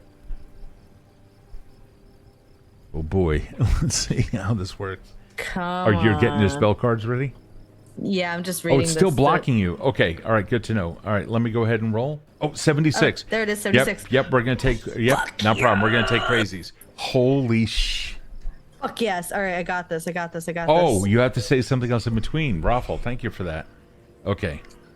Alrighty. Oh, interesting. Good to know. All right, so it may be like exclamation point D100. It comes out. Put in a period into chat. Hit enter and then do it again. Whatever. Bramble, it is your turn at the top of round 4. Okay. They seem so from here. Yes. Let me see if I can. Let me see if I can figure this out real quick. Okay, so we've got this. Okay. You can hear approximately 15, 20 feet away in one of the small tents down and to the left, which would be your character's right. Okay. Okay. You can hear the sound of snoring. Amazing. Okay. This is gonna be fucking delicious. This is so fucking okay. Oh my god. Hold on. She's literally gonna fucking John Wick this whole thing. So I just want to see really quick. I'm gonna move here just for a second because I want to see something. Yeah. I have a feeling. What are you doing? Oh my god. Okay. Come back up here. So we're gonna do. I think I can. Are you doing this. like a blast of some kind? I don't know. So Bramble is going to. Is it how? What's the? Okay. Well, go ahead. It's that. Yep. So she's going to. You might as well just left that. What's hold okay? on. Well, I can put down the template. What's the? She's going to cast what is this? Entangle. And Entangle is plants in the area entangle creatures. The area counts as difficult terrain. Each round that a creature starts its turn in the area, it must attempt a reflex save. On a failure, it takes a negative 10-foot circumstance penalty to its speeds until it leaves the area, and on a critical failure, it also is immobilized for 1 round. Creatures can attempt to escape an entangle DC to remove these effects. So it's a 20-foot burst. Wherever I want it, within 120 feet. Yep. So what's the center? The center is going to be right here. And so what she's doing is so Bramble from her vantage point is looking at all of the tents. Yeah. And she notices that all of them have some sort of like leftover brush around them. Okay. So she's like, she looks at them and she's murmuring, "You want to cut down the trees in this area?" Not today. And she's going to cast Entangle, knowing that one of them is sleeping and isn't going to notice that they're stuck. And on her next turn, she plans to start a fire. She's going to set the tents on fire and burn them all inside. Oh my god. If they're sleeping, I don't think they could do a save, so... Oh my god. Oh my god.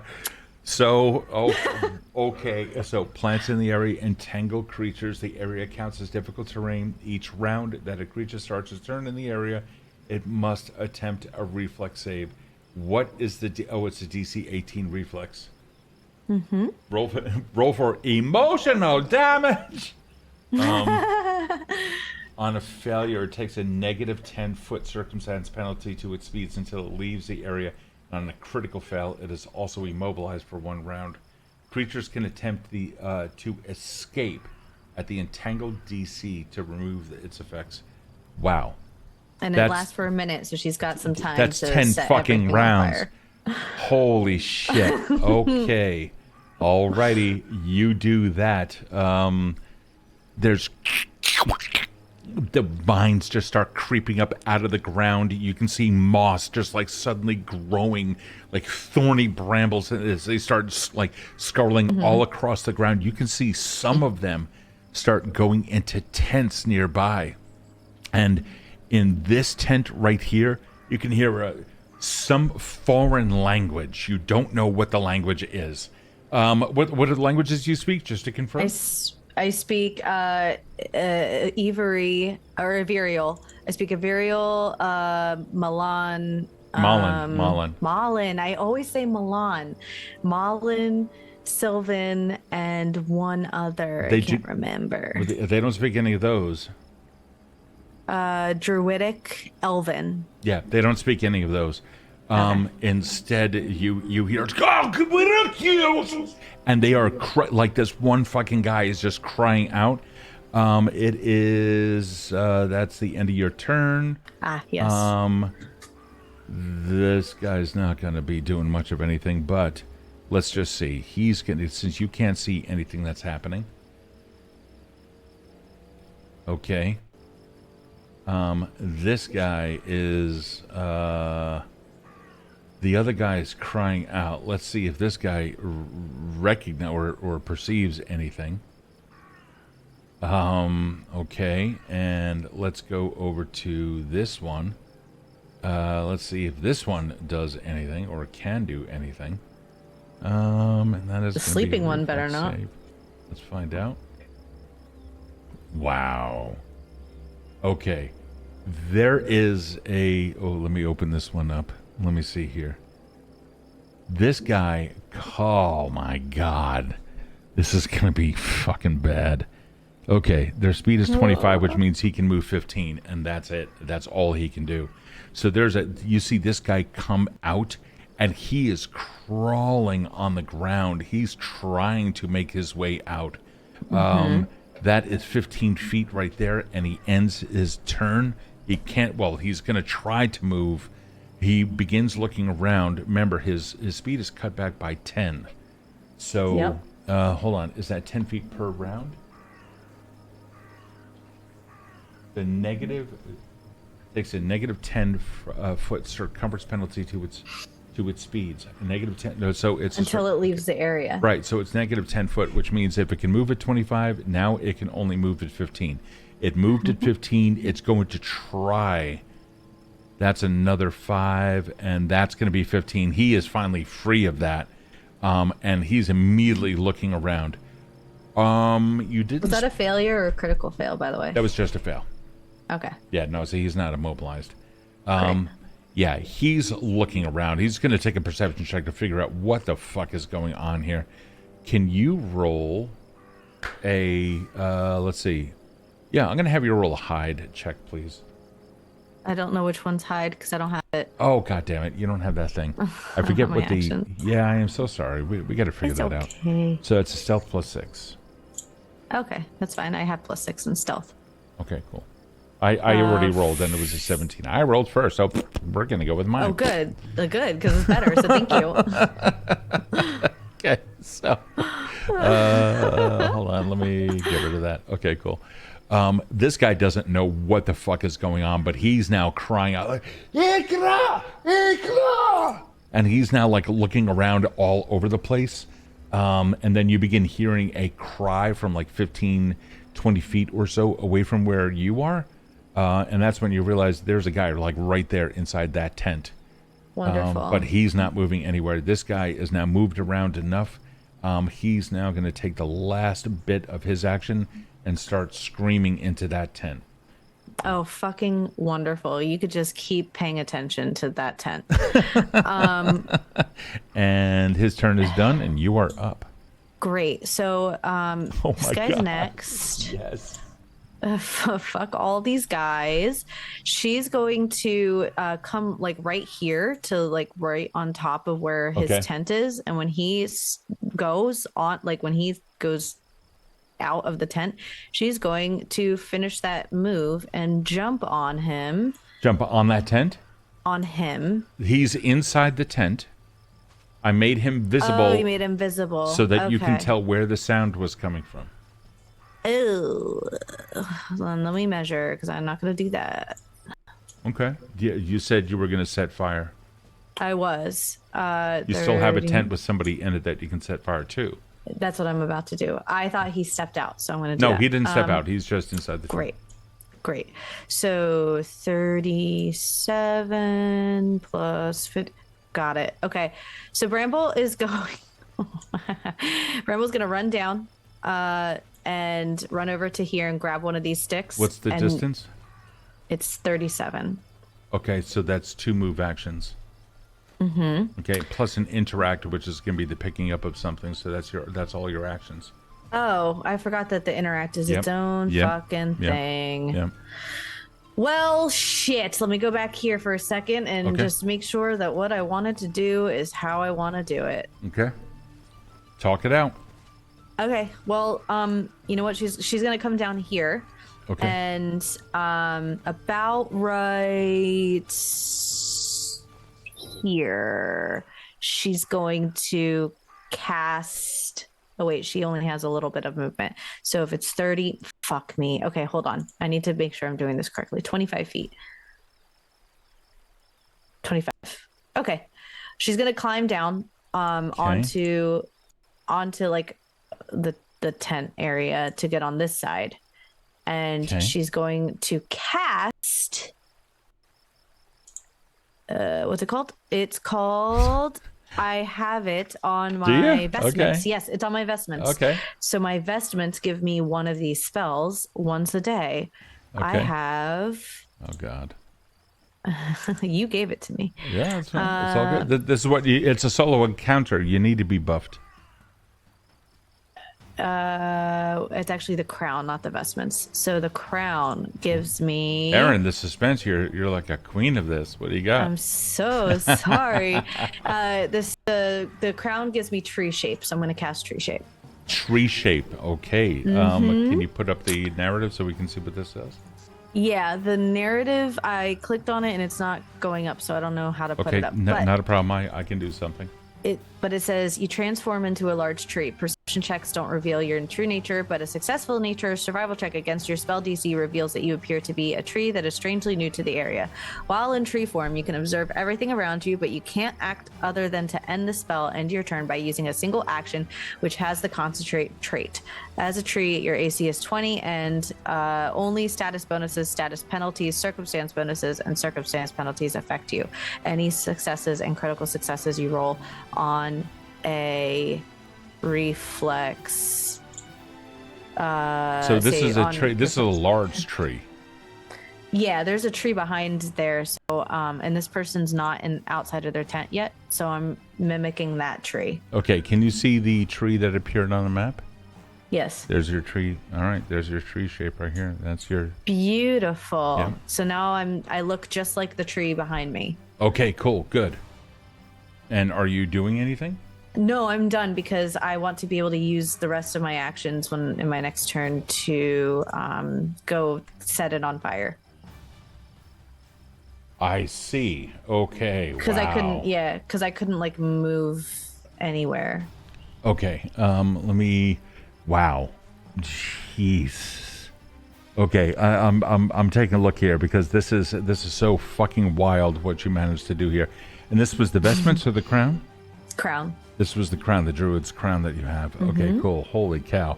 So, let's see. It's made out of antlers. Keep that in mind. It's not. The crown is not. Oh, the crown. Oh, that's right. The other thing is. The crown is made out of leaves and branches. Okay, that's freaking so awesome. I get 2 of those. Okay, transform a large tree. Perception checks don't reveal your true nature. Nature survival. They don't give a crap. So you can observe everything, but you can't act. Okay, so there's no attacks or anything like that. Perfect. No, Alrighty. I'm just waiting. That is fantastic. Go ahead and you ended your turn, right? I did. Okay.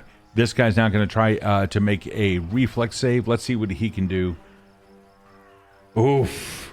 That's going to be a 24. Yeah, I think he probably got it right. Yeah, I 18, would say so. Yeah. So let's just double check what is it going to allow us to do. This is entangle, and it's a. I think it's good now. I can move it wherever. Okay, he's going to. Let's see. Can he try and escape? Not really. I mean, he can try an athletics check, but that's his reflex. So each round, reflex on a fail. So he succeeds. He's going to try an athletics check for purposes of getting out. It's rolling really well. Yeah, he got out. He busts out of this thing and immediately like spins around. Hey, get out! Hey, get out! And he's like, now he's trying to move a little bit more. He's not able to move particularly well through this area, but he's standing there in the middle of it, not understanding that if he doesn't move out of this area next turn, he's fucked. So he's going to stand there. He's going to come over.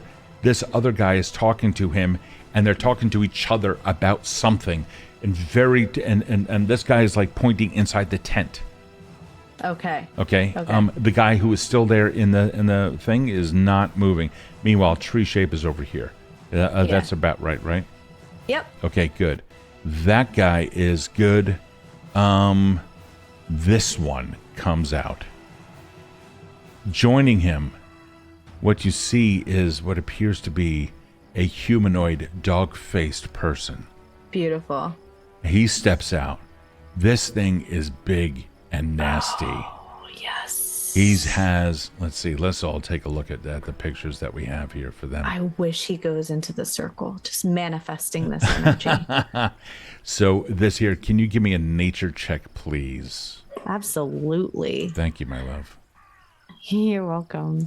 Let's see what you got. Nature. Nature. I got a +10 on nature. Did you? I do have a +10, so it's a 19. 19. Okay, cool.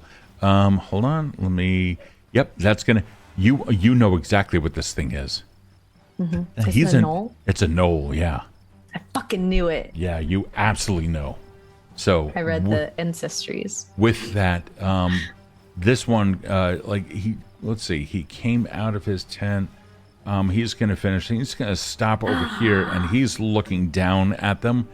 And he sees that they are moving vines, and when he approaches, he's like steps back just a little bit, and one goes whoosh, and like lashes out at him, and he just kind of looks at it, realizes what its distance is or what its range is, and just takes a precautionary 2-foot step back. This guy is he's done with his actions, and then this one is going to come out next to him. And they're standing there, they're trying to figure out what to do. They're laughing at him, but they don't see anything else transpiring. Now it is your turn. All right. I'm going to play a bit of a waiting game because they don't seem to really notice. I imagine they wouldn't notice an extra tree around. They don't seem to give a shit. So, and Bramble's pissed. So she's going to hold for now. Okay. All right. Biding that time, this guy's now going to start his turn again. He's going to make another reflex save. Let's see if he makes it. That's going to be a 23. And with that, he skirts right out. Yeah. That, unfortunately for you, was a missed opportunity. Well, I'm hoping that they're all together and that they all convene in the tent so that they are out of sight again.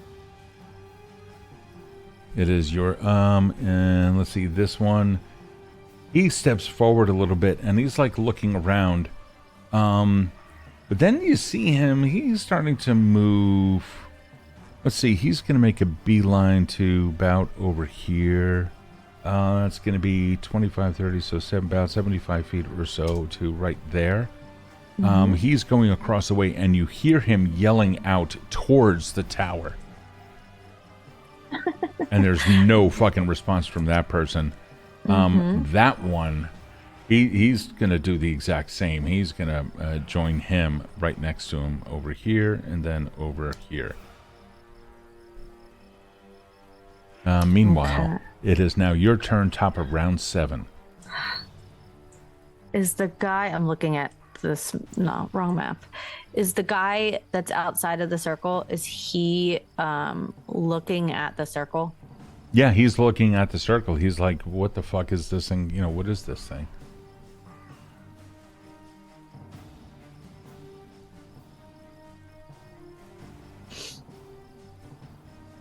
I wish I didn't wait. I was really hoping for something different. You're gonna run out of time. I'm just looking at my spells because I'm Okay. trying to remember what the Remember, lead us range through what you're thinking. Okay, so if I can hear him. Okay, 30 feet. How much is this? 30 feet. I'm thinking of doing Tanglefoot, but I won't be able to reach it. Fuck me. I won't be able to fucking reach. I want them all together. I'm gonna wait again. If they're all together, then you may have to fight all 3 of them at the same time. If you take out one at a time. That's fair. All right. Can you go back to me then? Yeah, I can do that. There you go. And I was hoping. Okay. So I have to get out. Getting out of a spell is an action, right? Getting out of a spell? Yeah. No, to drop it? I'm not going to worry about it. Well, it is. Let's see. Well, first off, Entangle is concentrated, so just keep that in mind. So you're not. I mean, if you want to continue, hold on. I meant tree shape. Yeah, it's what's that? I meant tree shape too. I understand that. No, what I'm saying is that it's you have to concentrate on the entangle in order to maintain it there. You have to keep it there. Is it concentrate? Is there a tag for concentrate on these cards? Take a look. There should be, but if you take a look at the, I mean, there absolutely should be. But concentrate is an action, so just keep that in mind. Oh, it says okay, cool. There's no in this entangled. There's no concentrate tag on the spell. On Yep. there, really? Yeah. Oh. It says plant and transmutation, but no concentrate. Oh, hold on for 1 second. I see plant and concentrate. Yeah. Hold on. I'm going to go with the rules because I'm going with what Foundry says, and what Foundry says is that it is concentrate and manipulative. Doesn't say. That makes sense. Yeah, hold on for 1 second. Let me make sure here. Okay. Hold on. Let's go to the Archives of Nethys, which is the it's the main deal. Where's the archives? There we go. 1 second. Let's just make sure. Because I would love for you to be able to just completely take them out. Yeah, it's That okay. would If just it's there's 3 of them, so if it's not going exactly according to plan, that's totally fine. Oh, wait a minute. Hold on. Plants, fungi in the area. Difficult terrain. Creature starts in area. Blah, blah, blah. Failure. Okay, cool. Immobilized. They can attempt escape at the Entangles DC. I do not see anything about maintaining it or concentrating. We're going to say it continues for the full round without concentration. Hell yeah. Okay, so I'm going to take me out of tree shape. So I pop back up as perfect. as Okay. a Leshy. and I'm gonna try to like goad him as I am moving towards this fire. So this is going to entangle you as well. It entangles me too? Yep. I don't think I could. Does entangle? Oh, that's a question. Hold on. Oh boy. Does entangle the caster as well? Because you're not concentrating on it, I'm going to say that you just left it to do its own thing, and therefore it's going to do its own thing.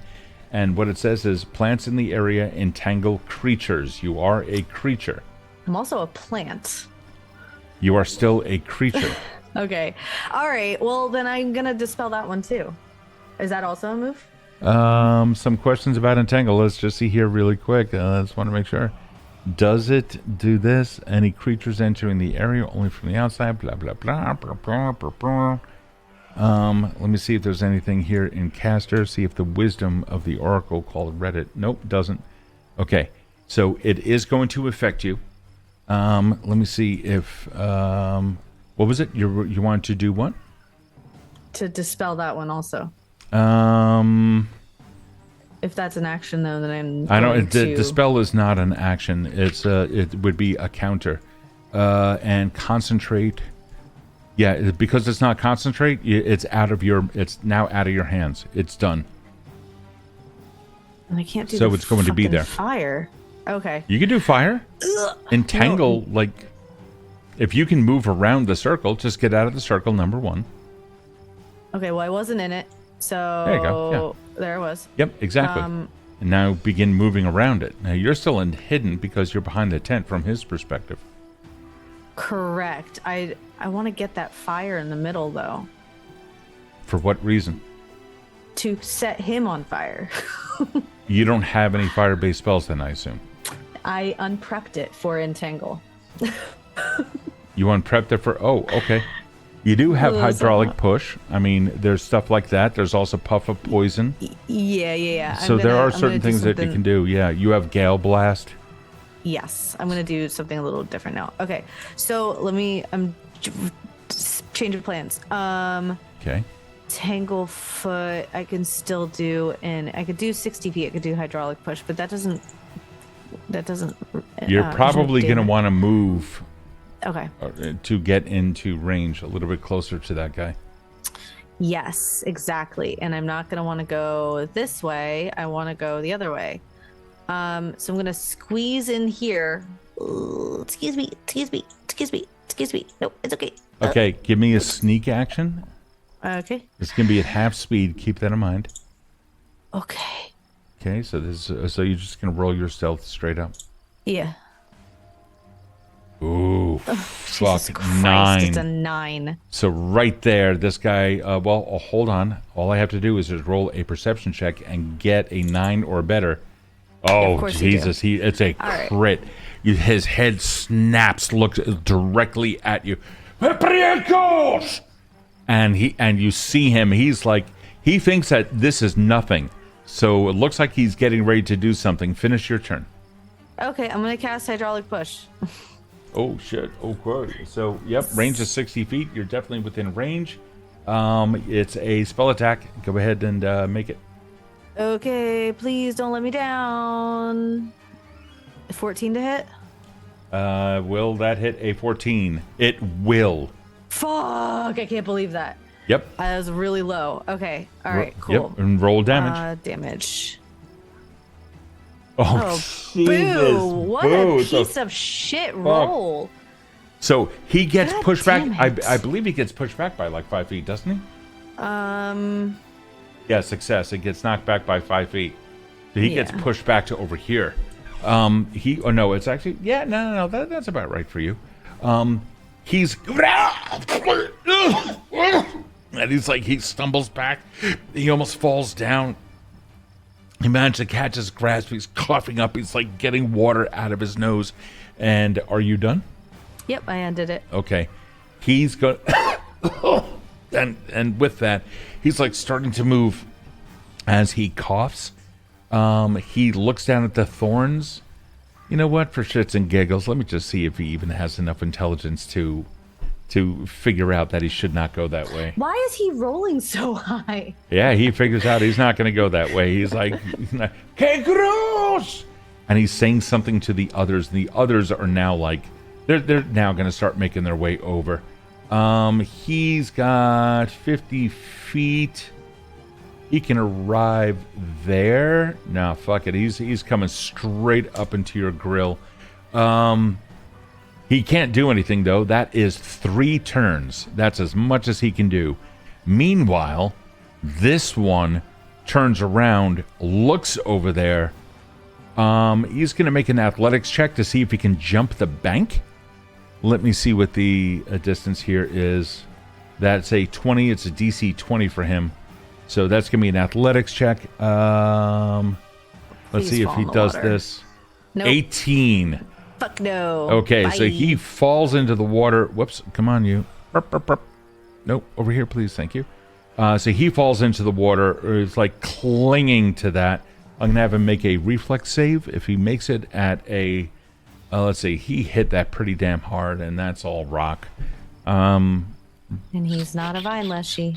No, he is not a vine leshy. I'm going to give him a reflex save and say it's like a DC 18, rounding up from the midpoint between the 15 and a 20. Okay? Sure. So let's see I've if he never makes seen it. a dog Oh, gracefully shit. escape a pool. Exactly. That's about what a dog leaving a pool looks like. Yeah. And he not only hits that as a crit fail on a save, but he begins to like drift down after having knocked his shit unconscious.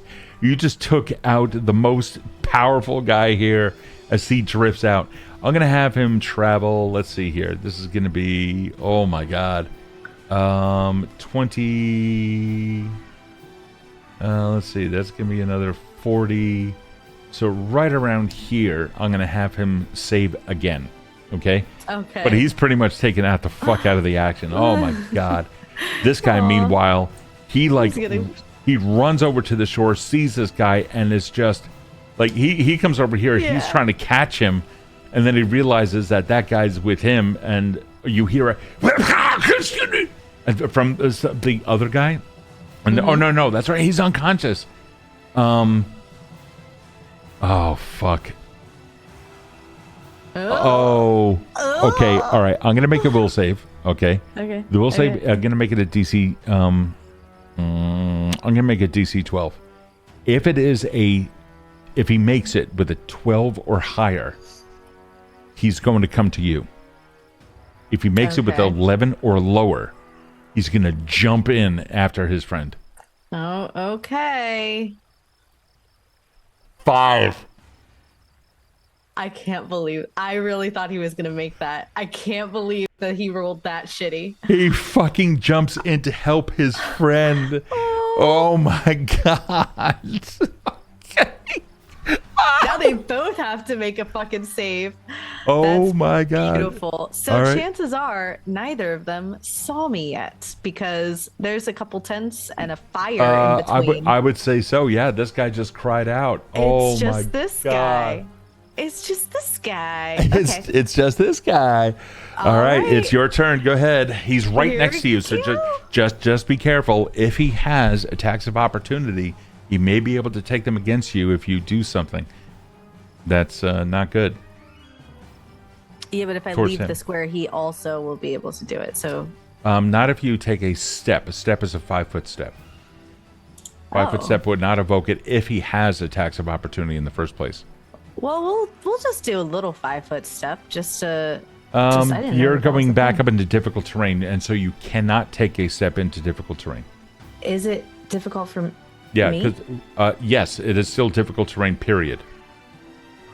Okay. That you don't treat it as difficult terrain is one thing, but because it is difficult terrain is another. Oh, okay. Well, I was like right there. So I will move right behind. I would say that I could squeeze in right here. I'd right? say that's fair. Yeah, that's Okay. a 5-foot step. That's not a problem. Beautiful. Yeah, when he came over to you, he like immediately he was drawing. Let's see, what kind of weapons does he have on him? He has a dagger and a short bow over his shoulder. Over his shoulder. The dagger He tried swiping at you, and you managed to take a step back and completely avoid it. Beautiful, beautiful, beautiful. Okay, we're gonna do I have, what does Tanglefoot do? Speeds for 1 round. No, I want to give him some. Yeah, 1, 2, 3. Sure. I might need that later. I'm gonna do Puff of Poison. I'm gonna cast Puff of Poison. Oof. Okay. Let's hear what it does. And so that is, you exhale a shimmering cloud of toxic breath at an enemy's face. The target takes poison damage equal to your spellcasting modifier and 2 persistent poison damage depending on its fortitude save. Oh, man. Okay. And I'm going to just press cast right there. It's a DC 18 fortitude save. DC 18. Let's see if this guy makes it. DC 18. He's still gonna get the damage. Oh, no! Fuck yeah. So yeah, so he gets an 8. Poison. He rolls an 8. Beautiful. So he gets persistent +2, or persistent 2 persistent damage. 2 persistent. Okay, well that's bad. So persistent damage occurs every round until he's able to save. Exactly. And he has 3 bad. damage right now. And he has 3. So he what you begin seeing is he's looking really fucking bad. He's like dropping to his knees. Whatever you just did, the cloud of toxicity is still around his head, and he's like trying to swipe it away. He staggers back, completely weakened by this. That was a 2 action, and you took a step, so that is going to be the end of your turn. Perfect. Good job. Wow. Thank you. You are killing it. I'm trying to think outside the box here and use my moves. I'm trying to be able to use Oh, you are doing moves. amazing. You are absolutely amazing. He's going to take a step forward, coughing as badly as he is. However, it's 2 persistent damage. 2 persistent. Okay, and let me see. So that is going to be. Hold on, 1 second. He's going to raise his dagger. He flips it in the air in between coughs. You see his dexterous hands grab it out of the air. He grips the handle and wants to bring it straight down on you. That is going to be a 18 for a total of 23. What is your AC? My AC is only 17, but I'm going to use my shield block reaction. You don't have to. The persistent damage takes place at the top of his turn, I believe. Shut the fuck up. And as he brings it down, and he falls down on the rocks with a sickening crunch of his skull right next to him. I feel like Bramble did shield block anyways, is waiting, and then nothing happened. So then she peeks through her, because her vines is what shield block is. So she peeks through her vines, they kind of retract a little bit, and then she realizes he's not there, and then she looks down, she's like, huh. All right, next one. Well, here we are. We are down at these 2. This guy's now going to make a reflex save. We're going to say 15 or better is going to do it for him. That's a 14. Oh, no. Boy. Oh, boy. Let's see here. This guy is going to... let me just look this up really quick here. He's going to take an aid action. That's just a basic action anybody can do. He's going to try to help his ally with a task. To use this, he first has to prepare to help, usually by using an action during his turn. So first he has to do that. So first he's going to use aid. Meanwhile, this guy now drifts away by another 20 or so feet. Don't worry, I'll come after him. Yeah, I'm sure you will. He's going to move down here. That's going to be the end of his turn. This guy's now going to use an action of aid. So the way that he needs to do that is I'm going to have him perform a swim check or athletics. And he has to succeed at a typical DC of 20. So athletics DC 20.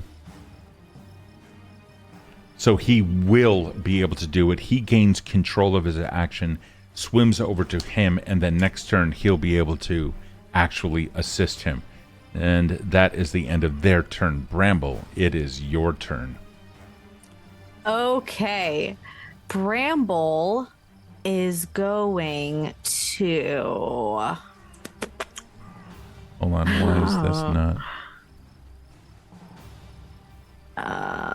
What are you thinking? So I'm thinking of using Enlarge eventually on myself Oh God. Okay. to just be a giant vine leshy who just fucking crushes them under her foot. So Oh my we gotta wait God. until she's gonna fucking. So she's going to if she passes through in her action, and like this is a technical question, if she passes through a dead body on her action and picks up his weapon, did he have a knife or a sword? He had a dagger. knife. He has a dagger. Yeah, and Yeah, you never also mind. have a dagger. Yeah, it doesn't matter. If he had a sword, that would have been a little cooler. So never mind. So she's gonna go. Let me measure this out. Ooh, 12. Press and hold 15. so press and hold down Control, and then click once to draw it out. Click again to stop it. This way you can draw out an entire path. Go click, click, click, click, click. Beautiful. That's gonna be difficult terrain because you're hopping over a tent, so you'd have to do an athletics there. There you go.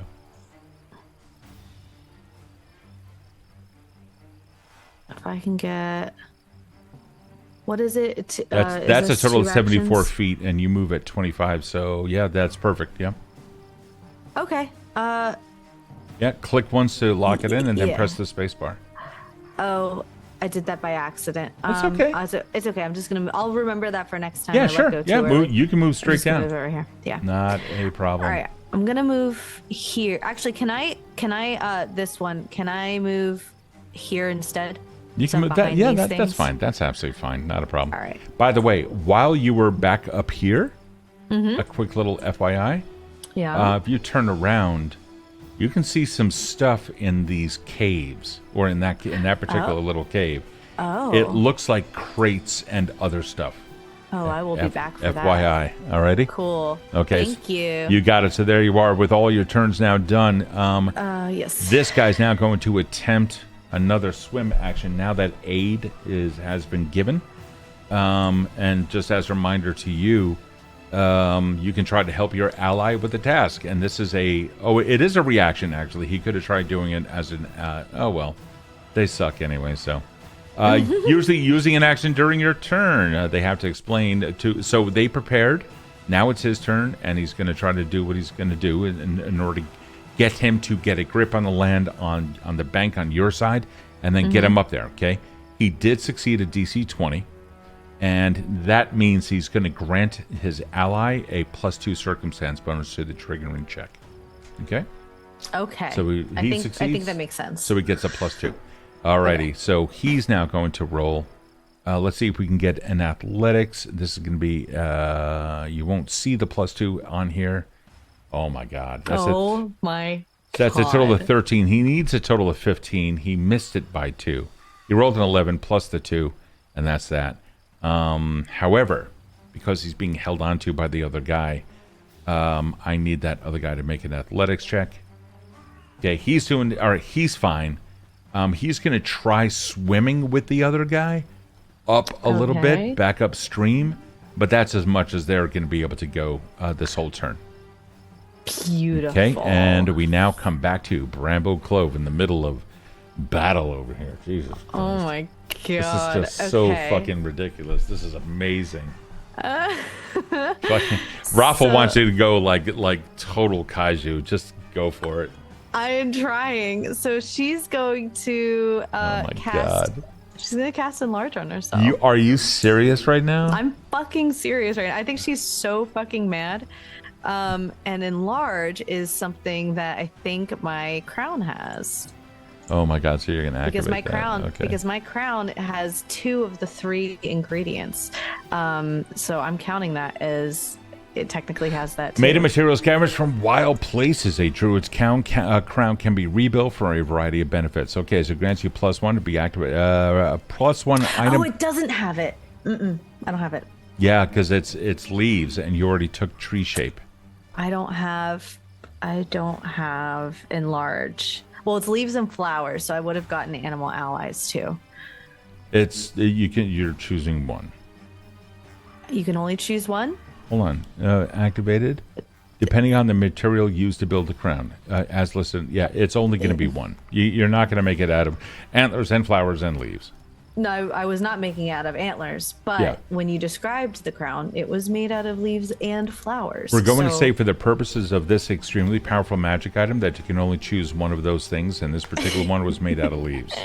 All right, well, it can't be large then. Just put that away.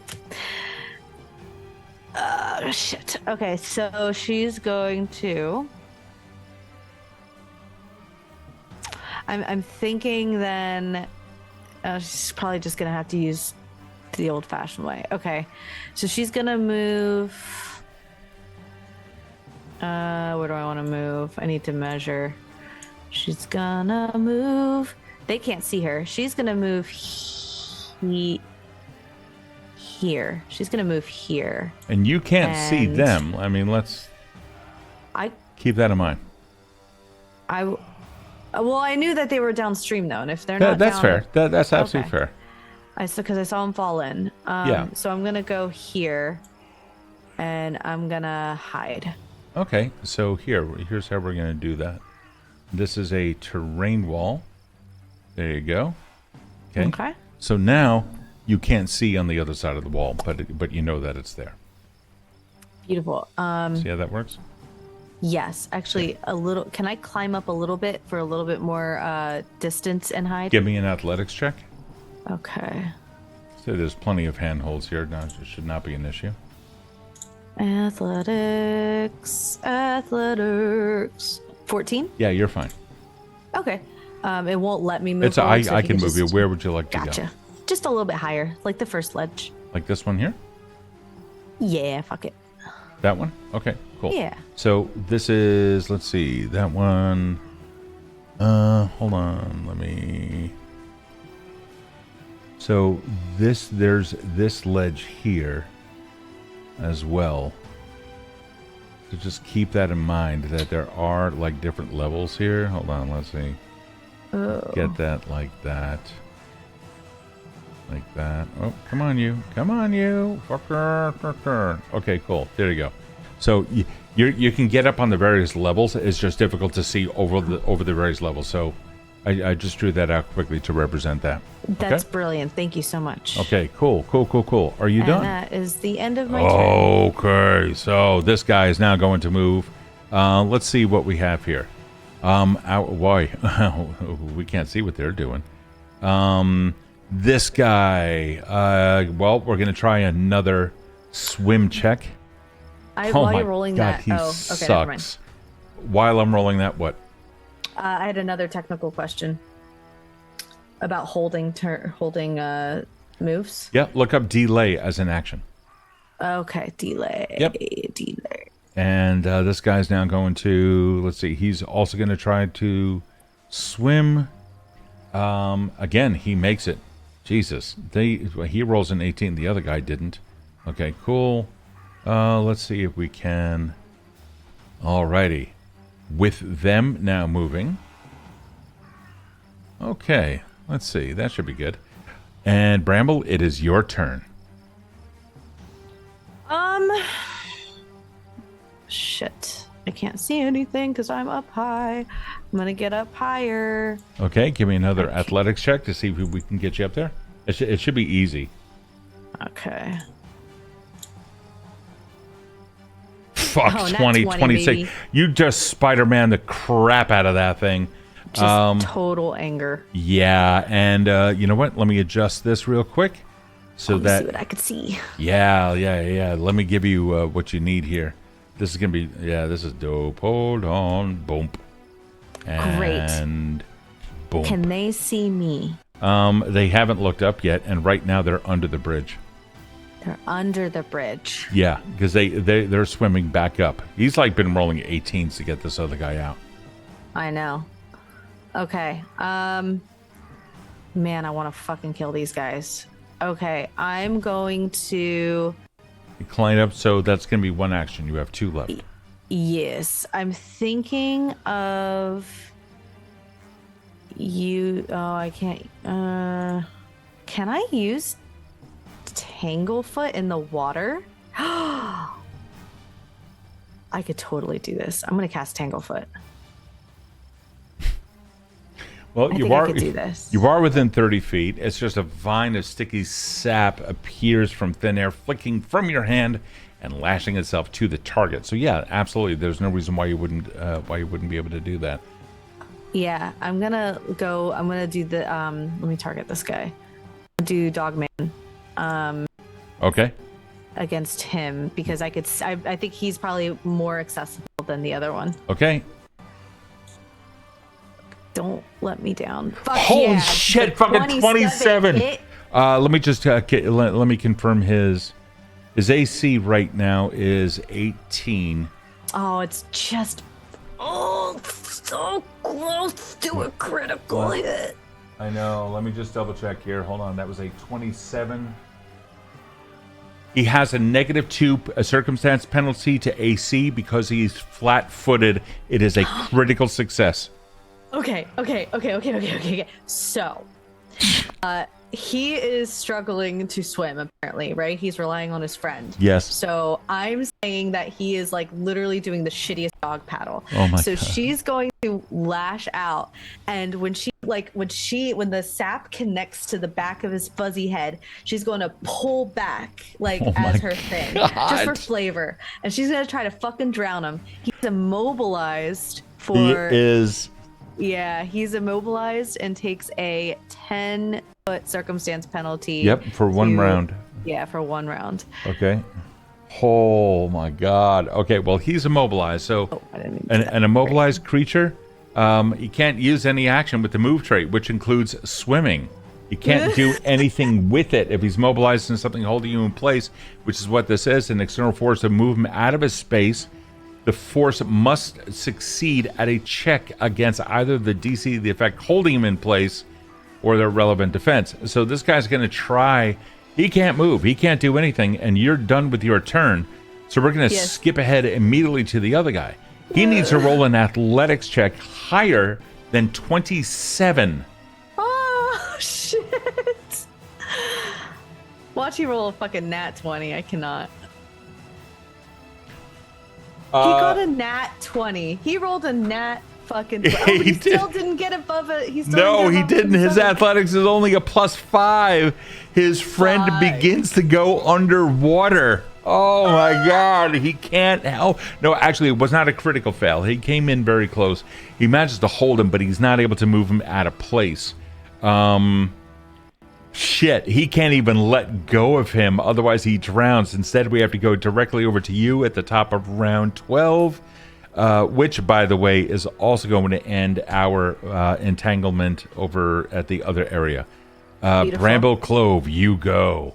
Is there a loose rock on top of this? I think it's safe to say, yeah. How big of a rock are you looking at? So she's going to take a rock that's comparable to the size of the rock she learned in the second episode to swim to the bottom of the waterfall. Make herself oh heavy, my God, you did! Okay. Make herself heavy, and she is going to jump off as she's holding her vine. Okay, this is gonna be a little bit of a dick move, but let's see. Chat, roll D100. We're gonna say 75% or less. You get a rock exactly as you need. Okay. Is that fair? Right. 75% chance that it's there? That's fine. That's fine. It's just a little bit of a dick move, but it's fine. I think it was a rule of cool 100. But it's 100% rule of cool. Well, let's just see if it's there. I just want to see if anybody else is going to get it. I don't know if anybody else is around to roll it. So exclamation point D100. Anybody in chat can roll this. Let's see if it's. I don't think it's going to happen. All right, I'll roll it. Let's see what happens here. No, you'll roll a 76. I mean, maybe. Let's see. You rolled a 78. Fucking 78. You beautiful man. Hold on. No. Raffle wrote it. It's an 8. Rolled an 8. Yep, you have a rock in your hand. Raffle got it out. So you better thank Raffle. Raffle, I don't need to thank Raffle. This is your character. I'm just the world. I almost put you in the doghouse for that.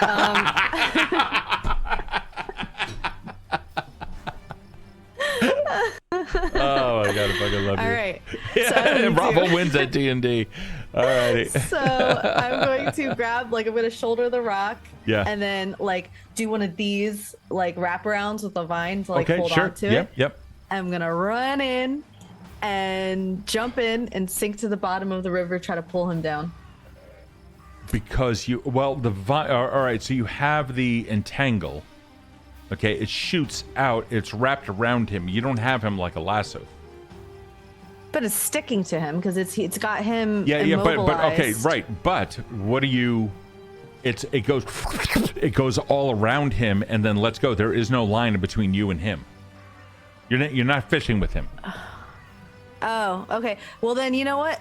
Fine. I'll take the rock. And I'll get, that's one. Hold on.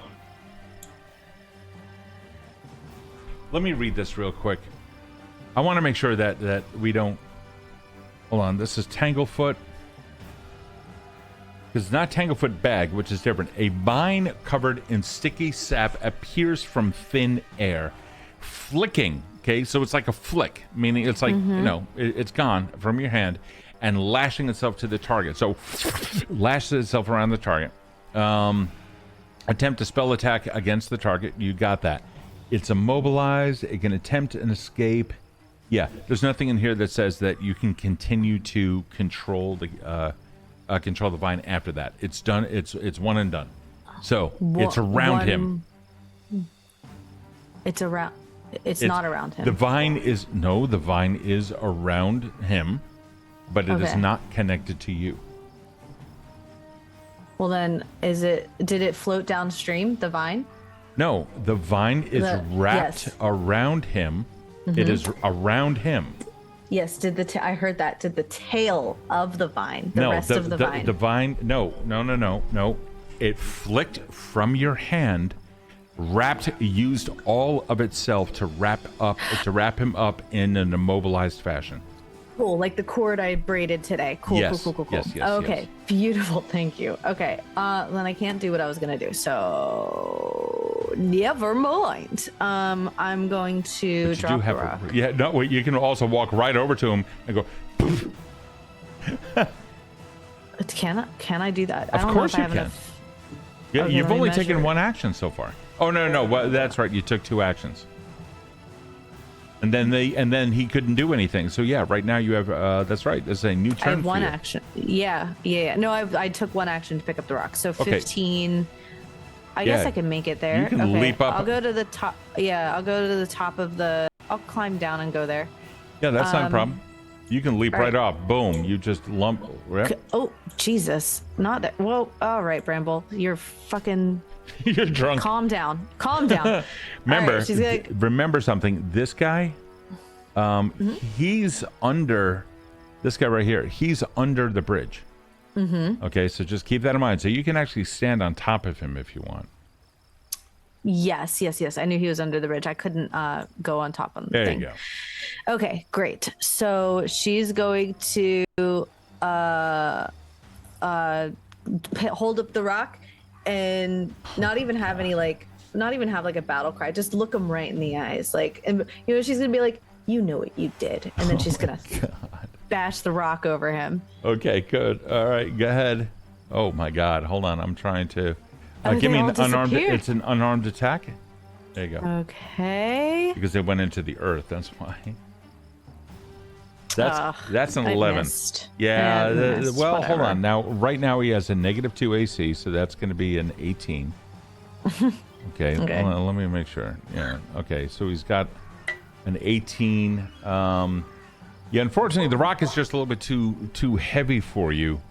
So you are there now, and you do have a magic dagger. Just want to remind you of that. Really quick little technical question: unarmed attack. Yeah. If I'm armed with a rock. Is that no longer an unarmed attack? No, it's an improvised weapon is what it is. Oh. But I'm not giving you any negatives for using an improvised weapon. Okay, that's fine. I just didn't know what it would be considered. Nope, it's improvised. Hold on here, let's see. It is improvised weapon just as a quick little thing.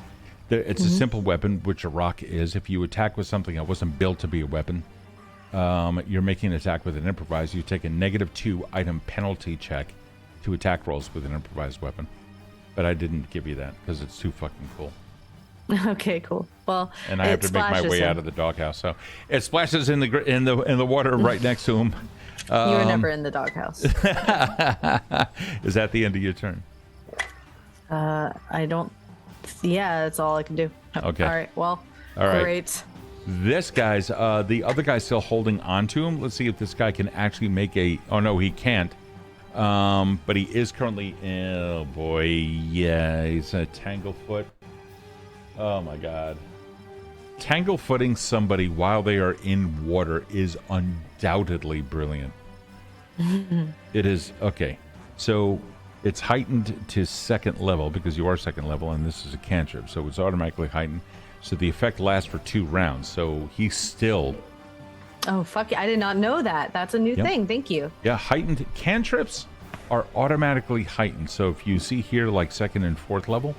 Yeah. Okay, your 2nd level heightened effect is for 2 rounds, and the 4th is for 1. But you're only 3rd level right now. So okay. Yeah, so that's going to happen. That's really cool. Yeah, exactly. So let's see. Gains immobilized, -10. Okay, speed. It can attempt an escape. So it's going to attempt an escape against your spell DC, which was a 27.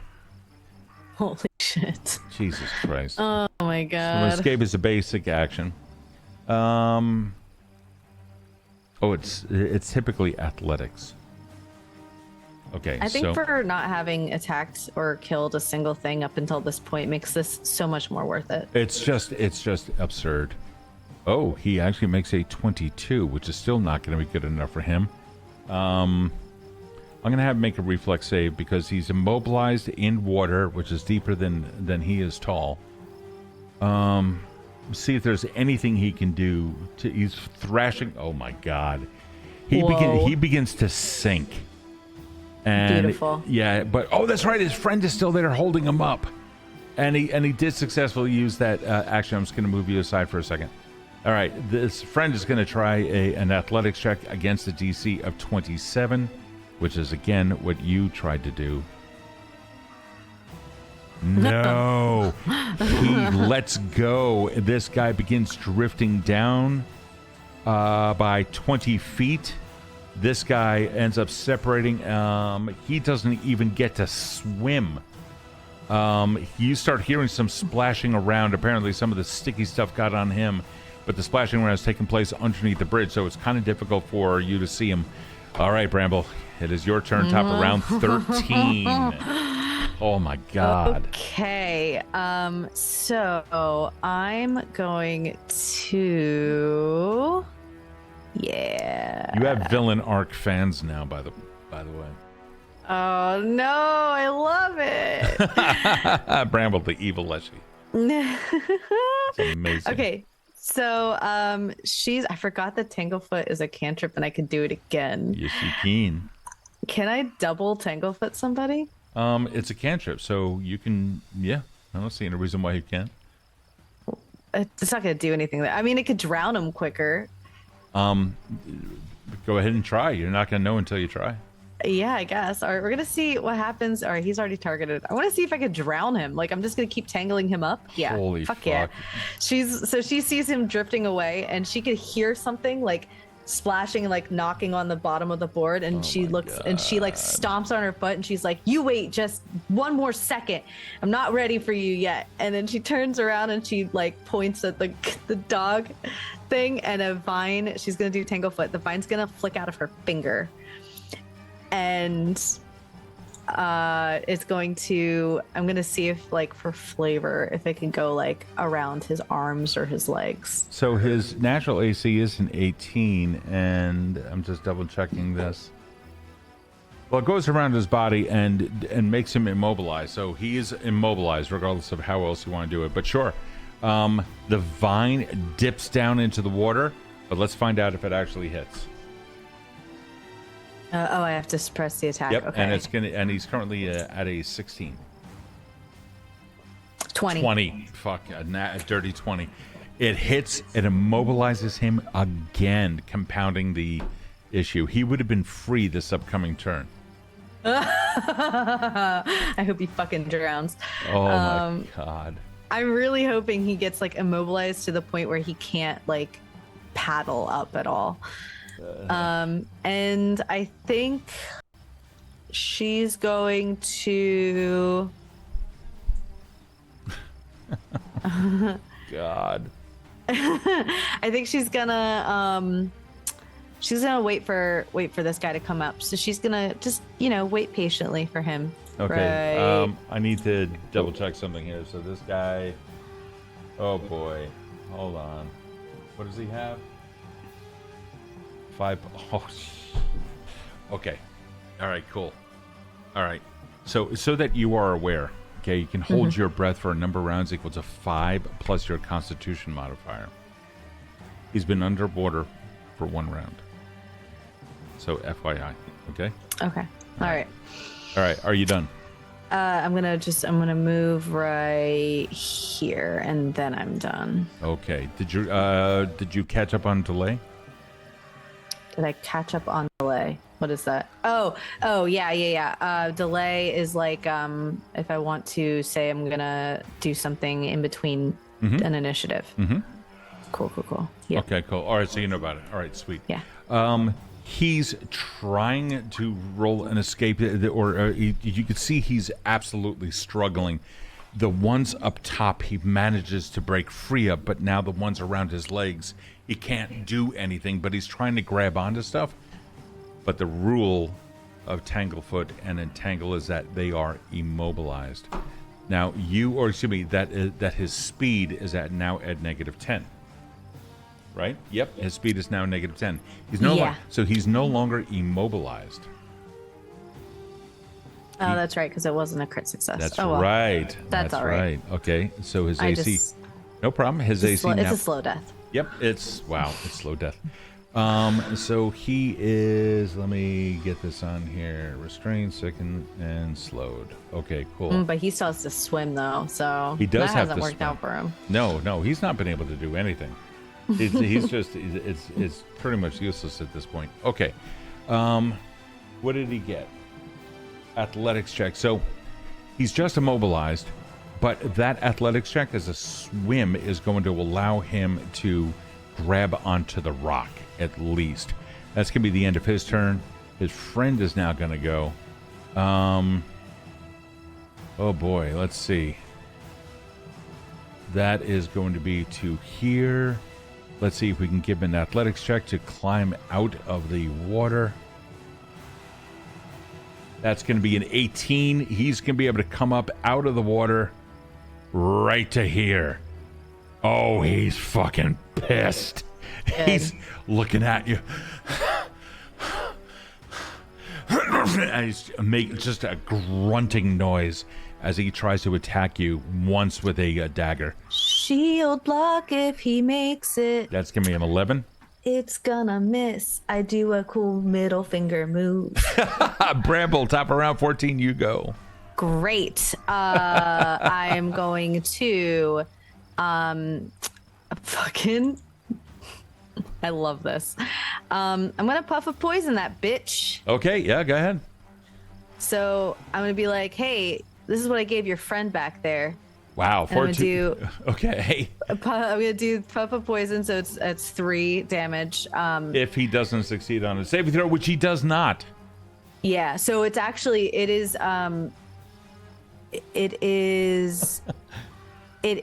a 3 no matter what. It's the persistent poison damage is the fortitude saving throw. Okay, so he receives the 3. Takes the full initial, and he will take the persistent damage, which is going to be you're at +2. So hold on, this is a +2, so this would be a 3rd level.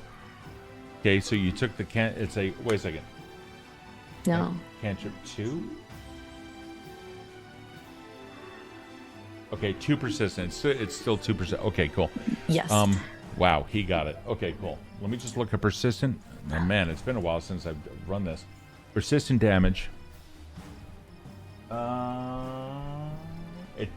So So instead of taking persistent damage immediately, he takes it at the end of his turns.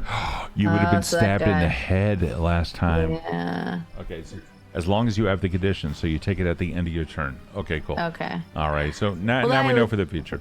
Yeah, I thought that was kind of like for flavor that you did. It was so fucking that was awesome good. is what it That was. was good storytelling.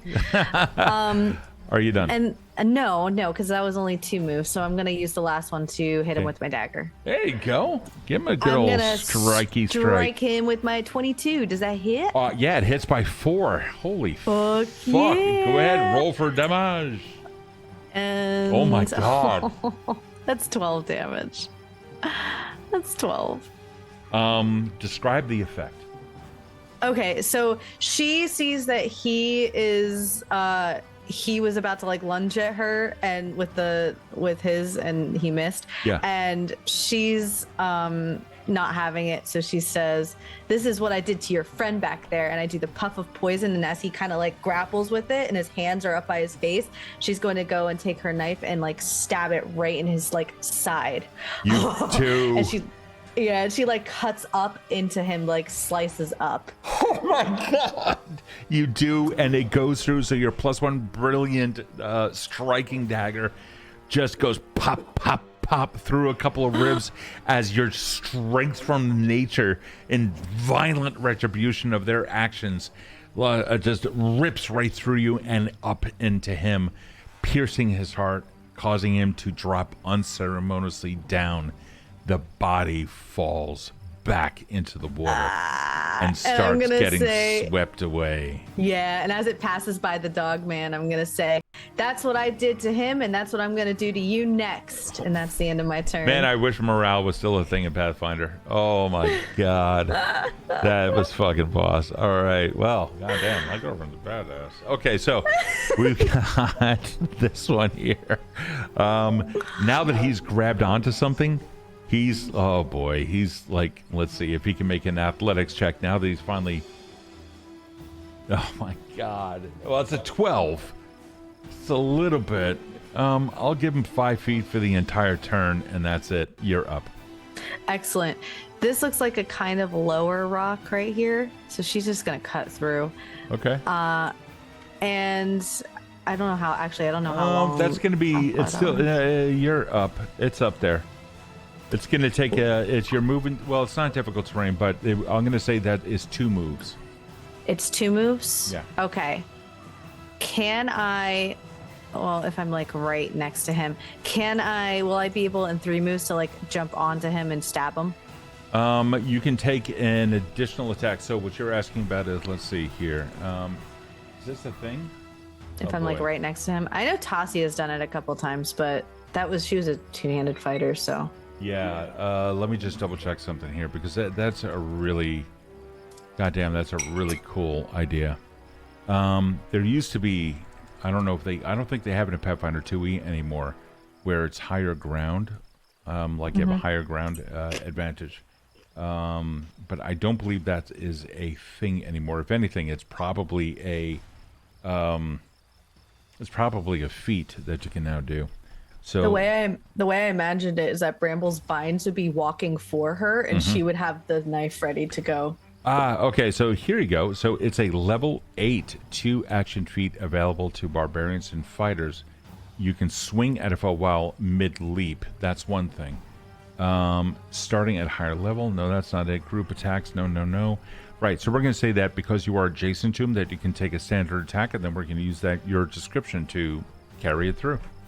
Fuck yeah, I'm adjacent to him, and I'm gonna stab him. So she takes the knife. Is this do I have to do that -4 again thing, or no? -4 thing again for what? The penalty for the No. Oh, that's only if it's multi-attack. Great. No, well, that is correct. It's I see what you mean. Yeah, this is your first attack of the round, so you're good. Great, cool. So she's going to first strike of the round. Keep that in mind. The action is called strike. Oh, okay. So she's going to, as the body drifts by, she says, like, "That's gonna happen to you next."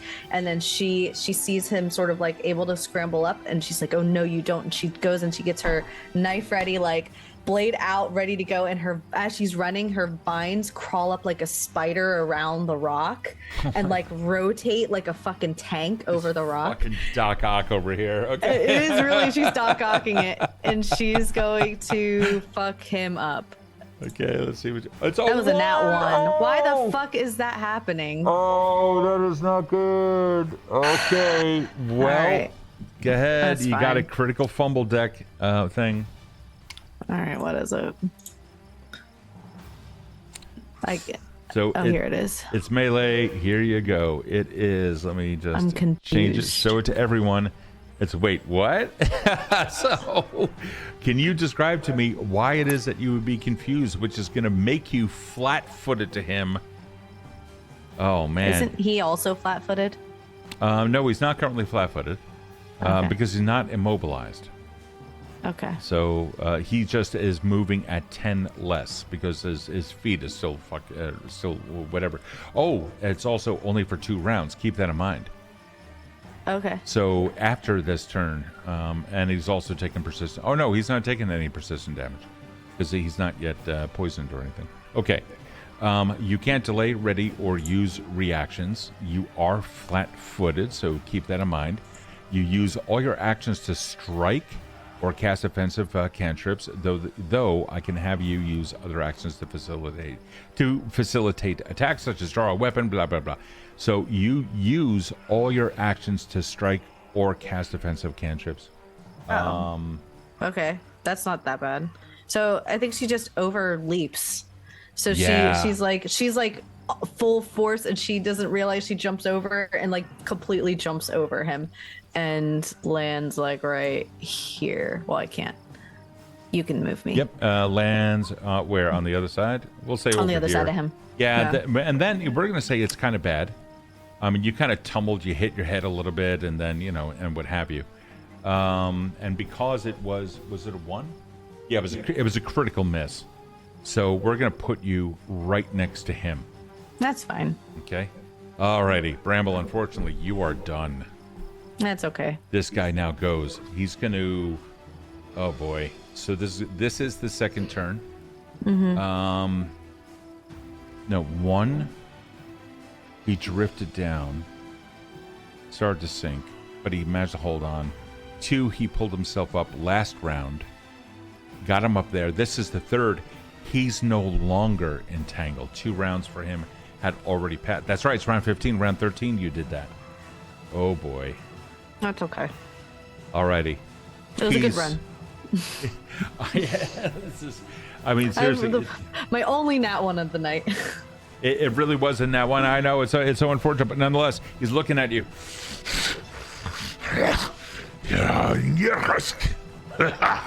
Yeah, fuck you too. From his back, he's going to use an interact action. He's going to grab the battle axe off of his back, grip it, grimace, swing straight down on you. Because you are flat-footed, your AC is at a -2. Or is that you have a -2 penalty. So your typical AC is a 15? Yeah, no, it's a 17, so now it's a 15. Okay, so now it's a 15. So, oh boy. I hope he rolls fucking low. Like 1. I well. hope he nat 1s. Let's find out what happens. Nope. That That'll is going to hit. be a 21. Oh, yeah, that is going to be hit. Let me target you as well. Sorry. You don't have to do that. I'm so sorry. You could fall right in the water if you want. That'll get you right out of the doghouse. No, sorry, but wow. So he misses by 6, or excuse me, he hits by 6. Yeah. Oh boy, just gonna swing this straight down on you for 5 points of damage. Okay. And then swinging back up for a second one. Oh no, this time, you know what? I'm gonna have him. Oh fuck yeah! Hold on, let's see if we can do this. Let me make sure I can do this. Typically, we don't do this, so let's find out. So, what? Hold on. I want to make sure that we can. What are you gonna ask? No, I'm very intrigued as to what is getting you so excited to attack. Oh no, Bramble. it's not that. He's gonna give you a good old boot to the chest. He's using an athletics check to try to trip you. That will do it. That'll be a 14. Not for miss. Um. Oh, it's not an attack. Okay. Yeah, no, not an attack. But hold on, the question I have is, what are you rolling against? What are you rolling against? Would be Dex. Oh, it's with the athletic skill. Let's just get back basic action. Hold on. This is, you know what? I don't fucking know. So he's going to attack at a -5 for his second one. Oh, Jesus Christ. He hits by 3. That's going to be more damage being brought down. Oh my God, 12 points of damage. He hits you straight in the shoulder for 12 points of damage. Bramble, what are you looking like? I think all of those vines that were aiding me, they were like kind of starting to shrivel up as I was flat-footed. Okay. Like worms on hot sidewalk. Sure. And he just like severed like 3 of them. Oh, okay. Well, the good news is that he's done. Yeah, he's done, and you get to go. It is your turn. You are no longer confused. Those things absolutely woke you up. Oh, yeah. I'm gonna fuck him up. So, I'm gonna do multi-attack. I just want to check to see if it's better to hit with my strike with my dagger 3 times. 1, 2, 3. I'm gonna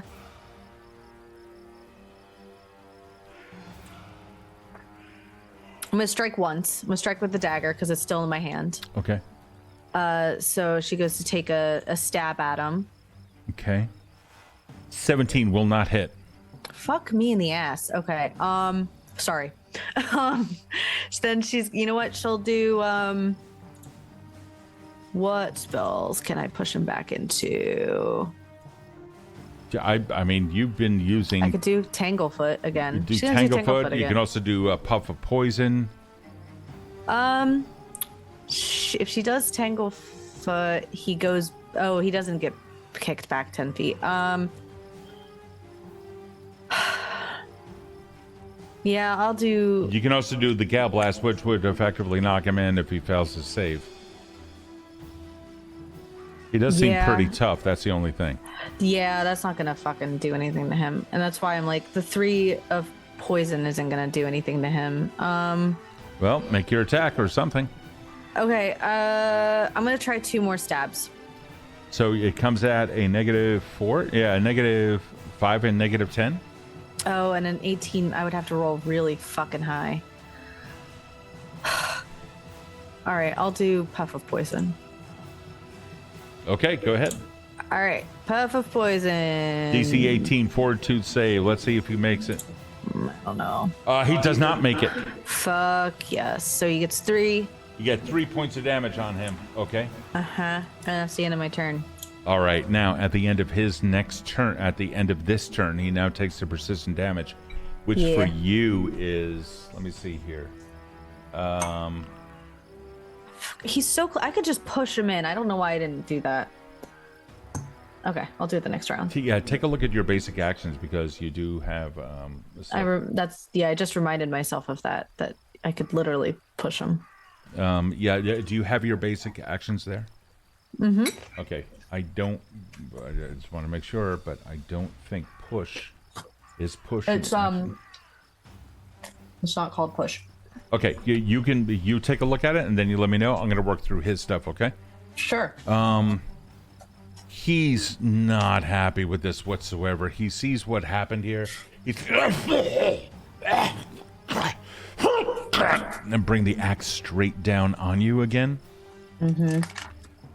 That's gonna be a 19. He hits by 2. Uh-huh. Oh, I'm gonna shield block. I can shield block now. Okay, what's the effect? Shield block is my vines come out and protect me, and I think I get half damage. Can you confirm? It's a reaction. Can you confirm? Mm-hmm. Yeah, it's a feat.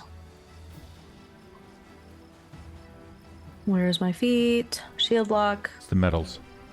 A reaction. It's not half damage. I gain the shield block general feat, a reaction that lets you reduce damage. I think it's a 3. Yep. Okay. So yeah, you for this little shield guy, I think we made it a 3 last time, so that's fine. Yes. Okay. Cool. Alrighty. So you took 6 points of damage. Oh, I see. That could have been a block. Okay. Hold on. So let us heal you for that first. Okay, and then it's a block. So there you go. And now we damage. Has not raised their shield. Oh, because you don't have the... So it allows you to use the raise shield action, right? No, it's a a reaction. You gain the shield block general feat. Okay. It's a reaction. So it's a trigger. While you have your shield raised, you would take damage from a physical attack. That's the trigger, while you have your shield raised. Here's how this works. If you look up raise shields, raise a shield is a standard action, and you position your shield to protect yourself. When you have raised a shield, you gain its listed circumstance bonus to AC. Your shield remains raised until the start of your next turn. So it is an actual action that you have to take at the end of your turn to prepare yourself. However, you have a reaction, which is shield block. Let me just make sure that while you have your shield raised, yeah, you would need to take that action. We're going to let it go this time and reduce it. That's not a problem. Okay. You would take damage from a physical attack. Okay, you snap your shield in place. Oh, wait, hold on. You snap your shield in place. Your shield prevents you from taking... You snap your shield in place. While you have your shield raised. All right, fuck it. You know what? Screw it. It's a one-person campaign. We're allowing it. Okay. I think that's what we agreed on last time, is that it's a one-person campaign and it's my vines. Sense. Yeah, it absolutely makes sense. So let me undo that real quick, and then you will take half damage, which is going to be the 3. Alrighty. Yeah, it's a one-person campaign. We got to make you the hero here. Alrighty. That is 1 attack. However, you only get to do that once per turn. Yes, exactly. Now he misses by 8. I wish it was more. I wish it was fucking more. I know. All right. Where the fuck is this? I just saw the move that I needed. So it is going to be, he's not going to do anything. Oh, no, you know what? Fuck it. He's going to try on the 3rd one. He's pissed at you. He's going in for a -10 on that. Critical miss by 11. Fuck yeah. That's what I like to see. For the fumble, let's see what we have here. It is going to be... It is melee attack. He gets tangled in his gear and rare encumbered until he spends 2 interact actions to free himself. And encumbered means he's clumsy 1 and takes a 10-foot penalty to all of his speeds. Clumsy means that he takes a status penalty equal to the condition value of his X-based checks and ACs, blah, blah, blah. So he's messed up. So he's currently encumbered. Hold on. Let me give him that. Yeah, for his hubris in trying to attack you. He absolutely got himself all sorts of fucked up. He needs to spend 2 interact actions. That is not going to happen. Top of round 17, Bramble Clove, you go. Can I? You can maneuver him into the water. That's what you're looking at. Maneuver. Okay. Thank you. And that is thank you to Raffle for that one. But I really want to knock him out. I don't want him to be able to fight back. Is there a way I can knock him out with what I have? You would need something like a sap or a blunt weapon. Which you don't have. Which I do not have. Ooh, but hold on. I can maneuver. Maneuver's 1 action, right? Take a look at this sheet, which is over there. I think you have it, right? I do have it. I literally just put it back in the thing because I couldn't find the move I was talking about. Here it is. Maneuver is not on here. Okay. That's why I couldn't find it. Hold on. Maneuver's not my basic actions. Let's make sure here. Oh, it's a fighter multi-class feat now. Hold on. Let me just make sure. Wait a second. Hold on. I want to make sure that we have this correctly. Because this could get kind of weird, so let's find out. Basic maneuver. No. okay, let's look at basic actions real quick. Yeah, I'm looking at him now. Okay. I'm waiting for my screen. There we go. Alrighty. Aid, arrest of all avert gaze, burrow, crawl, delay, drop prone, escape fly, grab an edge, which is really handy. That's what he tried to do when he fell. Scrambling, grab an edge as a reaction. Interact, leap, mount. You can mount him. Point out, raise a shield. There's your action. Okay.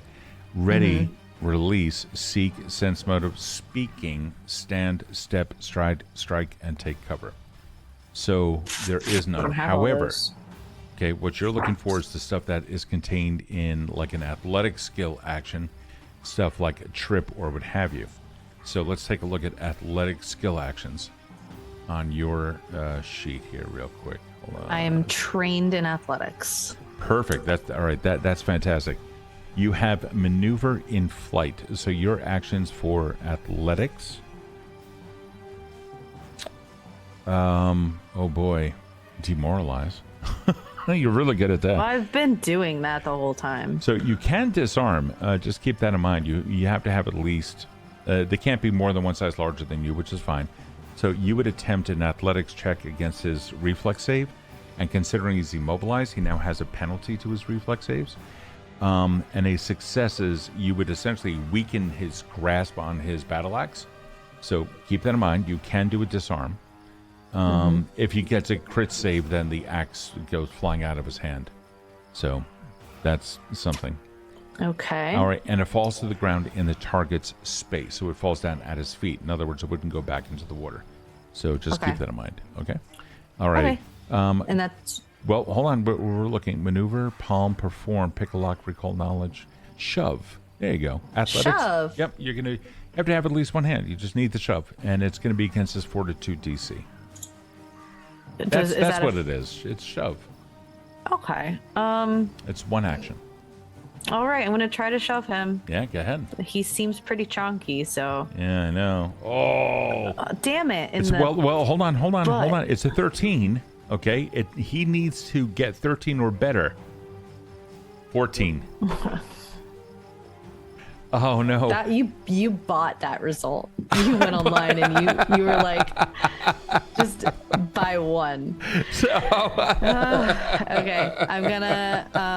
From all the times that Donald had purchased stuff through bits at the Wednesday night game, I'm now using one of those. There you go. That's all that is. And what is he now? What's he? You pushed him. He didn't move, and he goes, and he's going to try springing again. Are you done with your actions? No, I still got 2. Oh, okay. Yeah, he can get fucked. You can try shove again. Yeah, I'm gonna push him even harder. Okay, yeah, there you go. Let's fucking do it. I forgot I could do something more than once. Now we're talking. That's 21. 21. He needs a beat. Yeah, that's against his fortitude save, which is going to be... He rolled a fucking nat 20. Don't give me any advice anymore, Steve. I knew it. A fucking nat 20. Why would you do that? I didn't do that. I did not do that. I know you didn't. All right. Oh my God. I am so sorry for that. You can try it again. Really? Why not? Fine. I'll shove him again. Okay, I'm gonna be completely... Oh God, it's a 14. Let's see what he gets. Ah! Got a 1! Serves him right. For a total of 9! Serves him fucking right. So this time I do it with the spiky bits this time. So this time I'm like, he laughs at me, and he laughs at me, and like my hands do like the thing where cat's claws come out, but it's all like vine thorns. Yeah. It's like, and then she does it again. Fuck him. Fantastic. So he goes flying back into the water. It's like, ah! It just goes straight back with a huge splash and lands. It is now his turn. That was fucking awesome. Oh my God. I can't believe that. It couldn't have been more perfect with all the fucking nat 20s and the that ones was shit. Great. That was absolutely awesome. Alrighty. So let's see. What is the condition that he's in right now? I don't know. Oh, that's right, because he's currently encumbered. Okay, so there you go. So he is no longer encumbered. He's now fallen into the water. Persistent damage, by the way. Oh, Poison. that's right. That's right. At the end of He the gets last one, that. I think. Yeah, it was, and it was not applied. Hold on. So the persistent damage in this case was this a? Hold on. Is your spell heightened? The puff of poison. Yeah, because it's a cantrip, so it's 2, but it's only 2. It's heightened second. The initial poison damage increases by 1d8, and the persistent damage increases by 1. So yeah, it is currently 2. All right, so it is 2 persistent poison. Then there you go. Nope. We want this guy. Who took that? Yep, he did. Okay, cool. Yeah, he's not doing well at all. He fucking hates that shit. Alrighty. With that, I'm going to have him make an athletics check to see if he can actually swim. He does. He manages to grab onto this. He's going to try coming back up. That was one action. Let's see if he can do this again. With you there, that's going to be a 14. That's going to be... He pops right back up. Oh, boy. And now at this point, he's just coming up with an absolute fury. With a free hand, he grabs onto the ledge, yanks himself up to the point where he almost propels himself out of the water, lands in front of you, is going to attempt a strike, bringing it straight down on you, succeeding by 6, and doing 7 points of damage.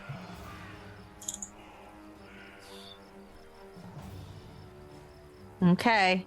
Well, he's done. What are you up to at the top of round 18? He better be fucking done. I'm going to do, what is this? 1 point. Now, keep something in mind. He is a frontline fighter. You are not. Yes. I know it's a lot of my stuff is 2 actions, so I'm trying to be very cognizant. I'm well aware. I'm just letting you know that distancing yourself from him would be a really good deal right now. Yeah. Okay. I guess I'll do. Well, fuck. A lot of my spells are touch. Like you have to touch them. Oh, that's fair. Okay. All right. Well, hold on. Maybe you'll do very well. Let me see. I just want to check. I could do Tanglefoot again, but that's like just rubbing it in. But it's also tactically sound. Yeah. I mean, yeah, I'll do. You also have Gale Blast, which it's gonna do. The damage increases by 1d6. It's automatically, it's already heightened. It's a DC 4/2, so you can do this. It's the same chances, and it can knock him back in, having him waste all this time and just trying to climb out. Okay, I'll fucking knock him back in. That's a good idea. Let's see if you can do it. I'll do Gale Blast. So let's see if he can actually make a save DC. He's been doing so good at those. He has, but succeeds by 0. He got it exactly. So it's just a success. But he does take half damage. He does not get pushed back. So the damage is still done. So just keep that in mind. Okay. And half damage. It's 1 point. Okay. So and there you go. All right. I will. Fuck. So you have one action left. I guess I'll move away. Yeah, exactly. And pray he doesn't have attacks of opportunity. Okay. So I want to jump across. Well, you can move straight back to like over here. That's not a problem. Okay, I'll move straight back to over here. Okay, there you go. And you can continue going up to like your full distance. So from here, so keep that in mind. Whoop, hold on, stay here. Yep. Okay, I'm holding down control. That's 12 feet. So I'm just gonna like click here, and then you can just continue to move. So that's your 25 feet. Is that where you would want to go? Can I climb up high on the, like, keep going to the rocks behind that? Yeah, absolutely. You want to do that instead? Yes, I want to go, like, I want to see if I can climb right on top of that. Oh, okay. That's going to be 2 actions, though, because now you're... Oh, no. It's considered part of a move action. Give me an athletics check. I hope I don't fuck this up. I'm running out of shit. This is, yeah. Okay. Thank God. 21. Okay, fantastic. Yeah, you managed to scramble up to the rest of your full distance. So you were here, you went to here, and then you can go upwards of like in this area right here. Beautiful. Okay, right. I'm gonna go up there. Yeah, go ahead. You go do it. Boop. There you go. Boop. All right. There we go. Cool deal. Yeah, that's good distance. And that's going to be the end of your turn. Yes. Okay. With him, he kind of laughs for a second. Now you notice something that is peculiar to gnolls. Okay. Yeah. So they have an ability known as rugged travel. And shit. No. He's going to take a stride to here, 5 feet. It is not treated as difficult terrain. Yeah, cool. Okay, so that's one action. He's now going to drop his battle axe at his feet and draw the bow, an interact action, a short bow that he happens to have.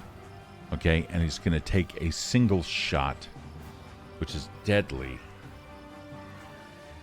4, and he misses by 3. He misses by 3. And he is done. Top of round 19. Bramble Clove, you go. This is so stressful. All right. Yeah, but now you have distance. Uh-huh. I keep having to read Tanglefoot again. Oh, and he has to take precision damage. Oh, it's already been applied. That's fucking awesome. It was automatically applied. Oh, cool. That's awesome. Neat. How's he looking? Quite healthy. He's a brute. He's absolutely a brute. Okay. What are you doing? I'm gonna do Tanglefoot. All right, let's do it. Oh, shit. Are you 30 feet? What is it, 30 feet? Yeah. Hold on. I'm 30 feet away, right? You're 25. You are fine. That's Great. fantastic. Okay. Go ahead and attack. You hit by 1. I hate how stressful this is. So fucking stressful. God. Okay. These numbers, they're too close. I don't like them. So, Okay. all right. So he is going to take a -10 circumstance penalty to his speeds for 1 round. So he can attempt an escape. Okay, cool. That was Jeez. So that was Tanglefoot, and that's 2 action, right? Yep. Okay, you want to follow through with anything else? I don't have any like any ranged things. Okay, so... well, you do have Healing Plaster, but Healing Plaster is administer first aids or treat wounds. Hold on, let's just double check that really quick and see if you can do anything for yourself. Because, keep that in mind. Nope, treat wounds requires you to spend 10 minutes. Okay, administer first aid is a medicine skill check. That takes 2 actions, but ordinarily it does. Okay, this is in lieu of medicine checks for administer first aid, so keep that in mind. It's only 1. Therefore, your healing plaster will be to stop bleeding. Success. Okay, so it's not actually going to heal you. It's just going to stop the persistent bleeding and whatnot. Yeah. Okay. Can you pick up a rock and throw it? Yes, it's an interact action to pick up a rock, and that's the last action that Bramble has. Would be to pick it up, not even to throw it. Yeah, not even to throw it. So I want to get distance, and I don't like that he can't.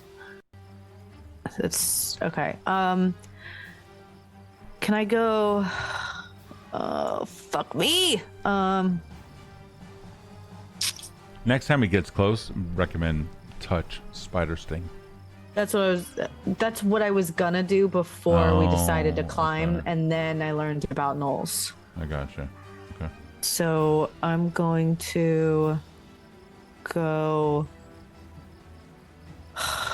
Is there like a little place right here that's like deep-ish that I could There's If no I don't deep. have to- You're only going up, and no matter where you go, you're going to be exposed. But if you take a look, there is a tent on the right-hand side, so you might be able to scoot past that on the right, and then go behind the tent, out of view. Okay, I'll do that. You want to do that? Okay, cool. I So think I here's what can- I'm going to do then. I'm going to do... Okay. Whoops. Yeah, you go ahead. You do your thing. Come on. Put that there. Put this here. Put this here. Put this here. Put this here. There. Oh, no, wait, that was too far. Right there. There you go. Okay, cool. So now you're behind it. Okay. Okay. Yeah, so you can't see him anymore. Yeah. Okay, and you're done, right? Yes. Okay. You hear, and he's fucking pissed. This guy's gonna, let's see what he's gonna do. You hear a scraping sound of metal against stone. You hear a clamoring of feet against ground, and then a thunk down on the ground. And one. He's got -10 circumstance. Oh, that's right. He can't do shit anymore. That's the end of his turn. Fuck yeah. Good for you, But Bramble. now it's over. And And he's got poison damage. Cool. Okay. he's gonna roll a recovery check. He fails. Critical fail. Critically. What does that do? Bad. There you go. Oh, it takes double damage. Well, I'm not certain that it applied last time, so I just made sure. Oh, okay. But yeah, All you know right. what? Fuck it. He's gonna take more. There you go. He must be really beefy because you're giving me that as a freebie. He's tough. He's very tough, and but you're able to tell that. So I'm not providing you with anything new. Bramble, you go. Okay. I'm running out of shit. Raffle's like, go, little Leshy, go. I know I'm trying. And he's a frontline fighter, so stabbing him is not smart. Yeah, your Tanglefoot so far have been like the best things that you've been able to do, Which and is wild. fucking amazing. Yeah, that you can do that. All right, I'm gonna do. You know what? I'm gonna do. And he's Pass no without longer it. he's no longer tangled after this, by the way. Yeah, I'm gonna do pass without a trace. Or you're I'm gonna get out of here. No, I want to kill him. I really want to kill him. I also don't want to die. I only have 13 hit points left. Yeah, that's why I'm saying you want to do something. I don't. Yeah, you're right. But I don't have any healing plaster. Like healing plaster is not gonna No, it's not. heal me. It's not. So I can't do anything in that regard. All right, I'm gonna be irresponsible. I'm gonna do. Is he? I won't. Oh. I really want to work this like as much as I can. I'm looking at the moves again. What are you thinking of?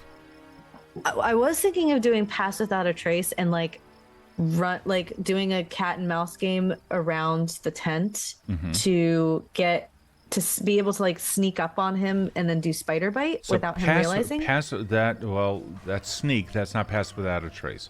So pass without a trace obscures your tracks. That anything that you leave behind, making it very difficult for others to follow you or find you. If they're using tracking, but it doesn't do anything for visuals. Okay. All right. Where does Tanglefoot go through? No, it doesn't go through objects. No, you need to be able to see them. Fuck.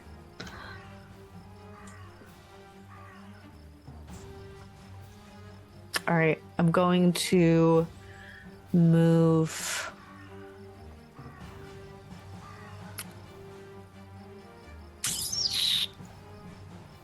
$17. If you move, you've moved. Just keep that in mind. I was. Because you're now obscured, you don't want to move, be able to see his position, and then move back and then use that information.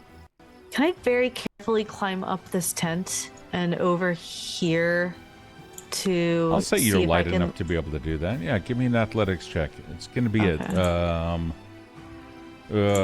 going to be a little bit on the difficult side, but I'm sure you can do it. Okay. Not like Nope. that though. Nope. You go grabbing onto it, and with your -1 or with your 7, you'd slide right back down to where you were. Okay. So that is one action. Fuck. You can't. I'm gonna have to end this turn. No, it's fine. I'm gonna. Fuck. Wait. Shit. 18. How do I get to my? To which that's a 34. You don't. Oh, that's right. Yeah, you have a total of 50 feet waiting for you. Okay. 35. Oh my God, you're heading towards the water. Will it make? Hold on. I can make this work. Press escape if you need to reset that. I do. I wanna. It's not letting me. Escape doesn't work. Hold on. Okay, well, hold on. Don't click. Okay. You can just need- disengage. Raffle is suggesting that you disengage. What happens if I disengage from back here? I didn't think I could do that. Disengage means that you're taking yourself from. Hold on. So, it's a maneuver. Hold on. Oh wow! No, it's 2 actions. Why is this 2 actions? Your army is no longer engaged with the target army. Hold on. I believe it's called withdraw. Oh, there's careful withdraw. Careful withdraw. The lake chair carefully extricates you from. What the fuck? Hold on. I mean, you murdered all of his friends. I'm gonna murder him next. I mean, that would be pretty cool. That honestly would be like that is ultimately what you want to be able to do. Okay, here we go. Let's see. Withdraw is no longer an action. Is there a basic action? Is there a basic action called withdraw? I don't believe so. Why do I keep putting this page away? I don't know. I don't know why I keep putting this page away. Yeah. Okay. Basic action. Nope, it's not there anymore. You don't have that ability. All right. Well, It's got to be something, but anyway. I'm just gonna Just remember, If he you can raise your shield, which will give you a little bit more benefit as well.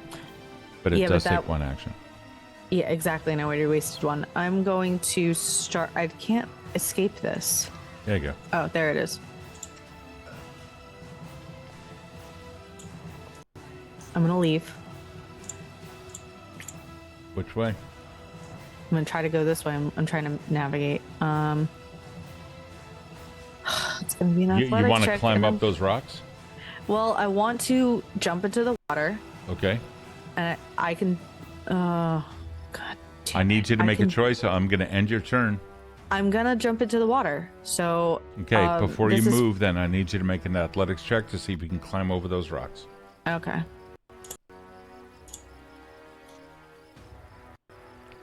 11.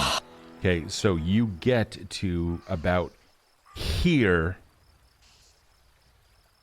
and you slide back down. Okay. That's 1 action. You have another left. I'm trying to run away. That's 27 feet. You I only know. have 25. Okay, there you go. Yeah. I'm gonna go that way. Okay. Here. Bye. There you go. Okay, cool. Alrighty. He's going to try to chase you, of course. Let's see. Did you end your turn? I thought I did. Did it? Oh shit! Didn't it caught me out of the thing? There Got you it. go. Okay. All right. Yeah, he's going to take a interact action. Mm-hmm. And he's going to draw his blade, drop his bow. That he. Mm-hmm. Oh no! That's right. He picked up the axe before he used an interact. But he dropped his bow, so now he's just going to come straight towards you. Mm-hmm. So that's going to be pop, and then right here. Let's see Yep. if his speed is 25. So he had to take 2 actions to get there. He can only take 1 action. Come on. Cool. God damn it. Turn. Holy shit. Thank you. There we go. Okay. Oh boy. Battle axe. Stressful. 17. Yep. Yeah, it hits. It's a critical hit. Yep. Okay. So he's going to take the card. Sure. And he's using this is a melee. Oh, excuse me, this is a, hold on, I want to check his battle axe. Battle axe, I believe, is slashing. Slashing. Okay. It is, yeah. So, slashing. Crit effect, brow to chin. You take a -2 status penalty to perception and ranged attack rolls until healed.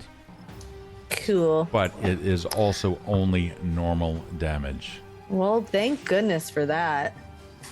And that's going to be... Oh my god, 11 points of I have fucking 3 damage. fucking hit points left. I'm leaving. Oh my god.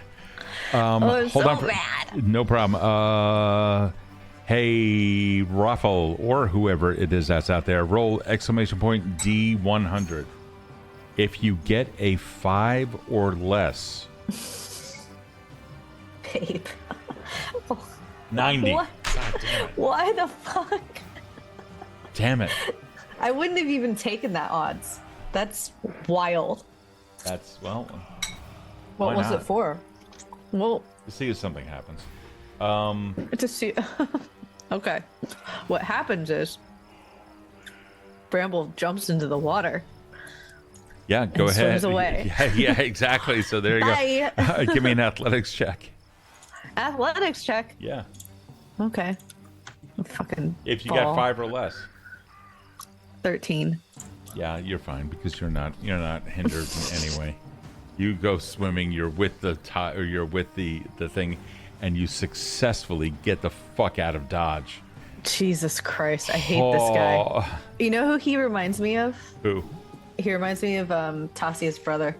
Oh my god, I could see that. Alrighty. Oh god, this is all sorts of skewed. Anyway, well, I'm going to show you where you are now. Okay. Okay, and let's change some of this music because we've been in battle mode ever since forever. I think Terror in the Woods is a good track that we're going to play through tabletopaudio.com. It's free. Use it. They're not our sponsor, but I've been using it for years and they deserve it. There we go. In the deep woods you go. Now, let's take a look at exactly where you are. Mm-hmm. That's not it. So, pop. Oh, come on. Is this thing going to do that? There we are. Here's where you are. That's that camp. Do you see the camp? Yeah. So you are now floating. You came down. Whoop, come on, little Pathy. Let's say 4. There we go. You came into this camp, and now you're going down this river. Mm-hmm. At what point you recognize where you are? Your survival from earlier was really, really good. You know where you are, and then you come straight down, and there's a log right there. Yeah. That guy is one of his pieces is still there, and I'm just like, hey, I like collapse on against it, and it's like, oh, soft landing. Is this what happened to you? Wow. You climb out of the water. Mm-hmm. Okay. Mm-hmm. And you can. Oh, I'm gonna go back up to see if there's any healers up there in that village. Sure. Yeah. Okay. So you take the day's journey. Yeah. And you get back up there. Hey guys, remember me? Well, kinda. Oh Jesus, I just need to be healed. Well, hold on. The entirety of the village is like, all you hear is they are petrified. There is something going on that is just awful. They are screaming bloody murder. As you come up into the village, and you begin taking a look around, you can see a couple of them are literally petrified. Of what? As you make your way through, and you can see pitchforks and torches and other things at the end of the second day now that you've been traveling. It clears out a little bit, and you can see a purple eye and a red eye down on the ground.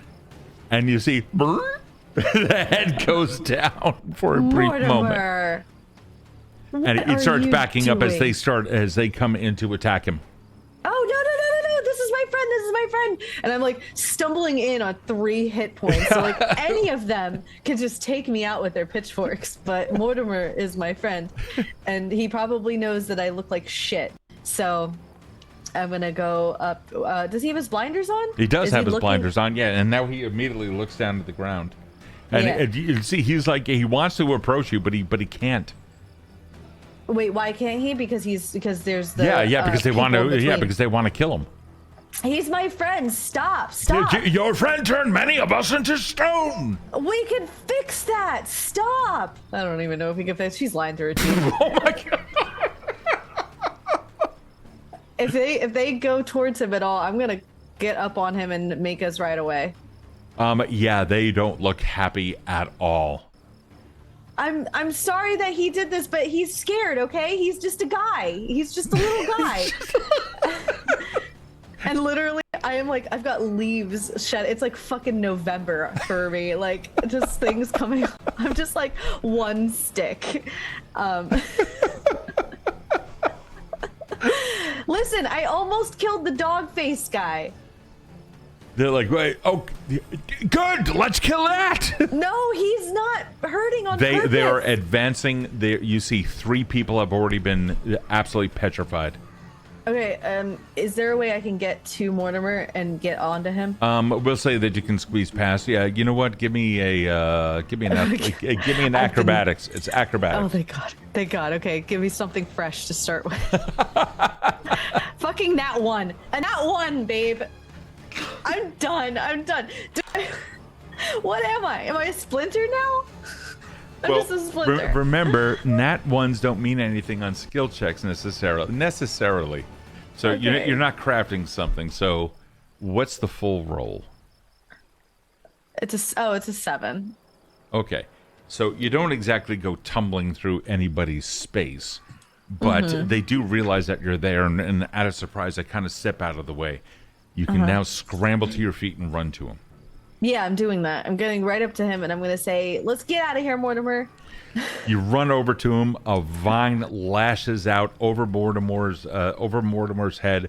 He bows down and it just attaches to his back. You pull up on it like a zip line, and finally you manage to get up on him, and this thing is like, it just turns. It's like, yep. Yeah. And starts galloping off into the woods up to the north. Yeah. That's about right. That's what's gonna happen. What a fucking day. She's literally, there's like flecks of like splinters coming off. She's just the tiniest little thing right now. Oh my god! You get 3 fucking hit points, and a no hunter that is just like, I'm gonna track your shit down. You know that motherfucker's just gonna be back. You know he's gonna be back. Yeah. Oh man. It's Evindale. Of course he's gonna be back. Of course he is. That's just the way this stuff runs. All right, so we are gonna pick this up next week. Okay. Okay. Yeah. So we're gonna pick this up next week, and we're gonna have a little bit of fun. All right. Yeah. Let's get into it. Okay. How are you doing with this? What's going on? I'm fine. No, that was really stressful, but in a very fun way. It was because the numbers typically you don't like battle either. No, but it started. I did a lot of cool shit in the beginning, which was really fucking cool, and I think that carried over into all the bad shit. It kind of balanced out. It's Nordaga's will, but just chalk it up to nature. Yeah, but I think that the thing that made it so stressful was the roll disparity was like by 1 it was either nat 20 against a nat 1, or it was like they beat a thing by 1. So I want to put that into perspective so you see how the encounters are created. So the first 3 guys are all -1. Mm-hmm. They're just hired schlubs or something, okay? We haven't yet figured out what the meaning is of the red banner with the horse on it. So we don't know. Yeah. The gnoll was 2nd level. He's a 2nd level? Now keep something in mind. A 2nd level creature is meant to go after a party of 4 2nd level people. Oh, okay. You are 1/3 level. Mm-hmm. Okay, yeah. So a 2nd level for you is a severe encounter. They are powerful. Okay. However, he had a little bit less than your. How many hit points do you have? I don't know how many I have. Your max amount. Max amount. I don't know. I forget. Just take a look. Geese, hey, what's going on? Oh, shit got bad, Geese. Shit got really bad in this one. Yeah, it was bad. Oh, max is 35. There you go. He has maximum just a little bit. Let's see. Max, he has a little bit less than you. What the fuck? But his power is higher, etc. Yeah. So, and also, you're not a frontline fighter. If you were a frontline fighter, then this Knoll Hunter would have been like, probably it would have been a good, well-matched fight, but eventually he probably would have gone down, statistically speaking. But because you're 1/3 level, not a frontline fighter at all, you're a druid, you ended up like really not doing too not doing well. Not doing too great. No. Yeah, Geese, absolutely. Yeah, VODs are turned on this channel. And in a little bit, you can actually go if you do want to catch up. By the way, Geese, go over to YouTube for Evindale /EVINDALE, and I just posted the session 0 for this, so you can get a little bit more info on it. Erin tried to cleanse the worlds of human encroachment. Yeah, pretty much. So the entire campaign is just one little Leshy out to save the world, and it was just absolutely awful. So that's where we are.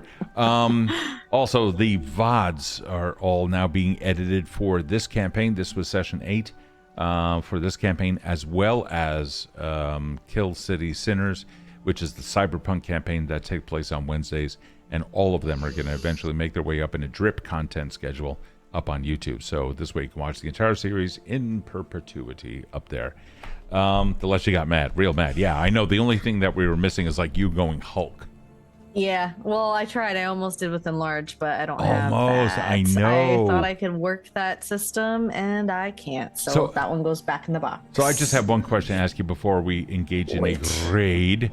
Which, by the way, Raffle, if there's anybody that you would like to raid, would love any suggestions so that we can send some good people their way. Did you learn anything new about your character, and do you want to respec at all? Keep in mind, now you're 3rd level, so you can't respec anymore, but, new spells and stuff like that. Oh, yeah, I prepare spells after every long rest, so I swapped them out. And Zen just finished. Thank you, Alex. Okay. Alrighty. Do you know what kind of spells that you may want to take? Not yet. You told me some really good ones, and I took one of them. I took Entangle.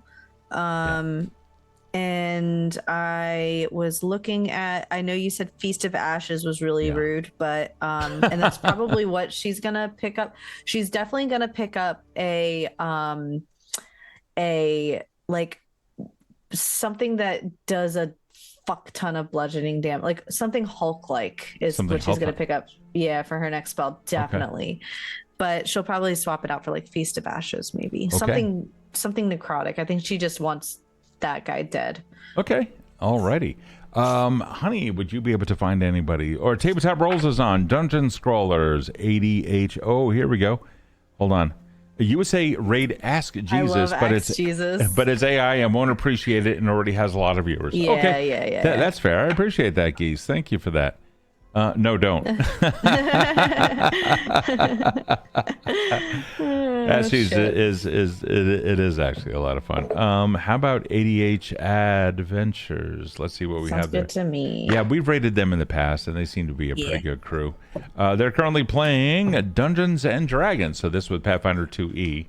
But so what? It's all pretty much the same stuff anyway. Beautiful. It is beauteous. That was really fun, babe. Yeah, you enjoyed that? Yeah, I loved it. It was really fucking fun. Okay. It was just a little nail biting at the end, but it was really just the dice rolls, but everything else was really fucking fun. The dice, man. We were like critting and failing and then failing and critting. Fucking emotional. It was absolutely emotional. Oh my god! I wish more people had been here for this one. I know, Raffle. I wish. Monday's a weird day. Monday is totally a weird day. There's usually not a lot of people on. It's the first day of the work week. Nobody wants to do this kind of stuff. But we like to play games together, so. Yeah, exactly. Oh, Geese is saying that you did a clip today of AI Jesus describing how to make a carbonara in the style of a Soundgarden song. That's beautiful. That's just, oh god. So Rafa said, I usually don't love combat, but something about a Leshy getting angry just makes me ooh. Just a little guy. This little guy. Fucking beautiful. All right, everyone, and have a fantastic night. Bring to see you on Wednesday night, 8:30 p.m. right here, New York time, Eastern time, for Kill City Sinners, a cyberpunk powered by the apocalypse with the Veil the Supplement, a fantastic supplement for PBTA that is based on emotions for your roles. So, and it's been an ongoing campaign. I think we're hitting episode number 13 or so. Either way, go check that one out. 3 amazing players will be there, including this one here, Erin, and I'm graced yet again by these amazing people. So I will see you guys later. Stay adorable.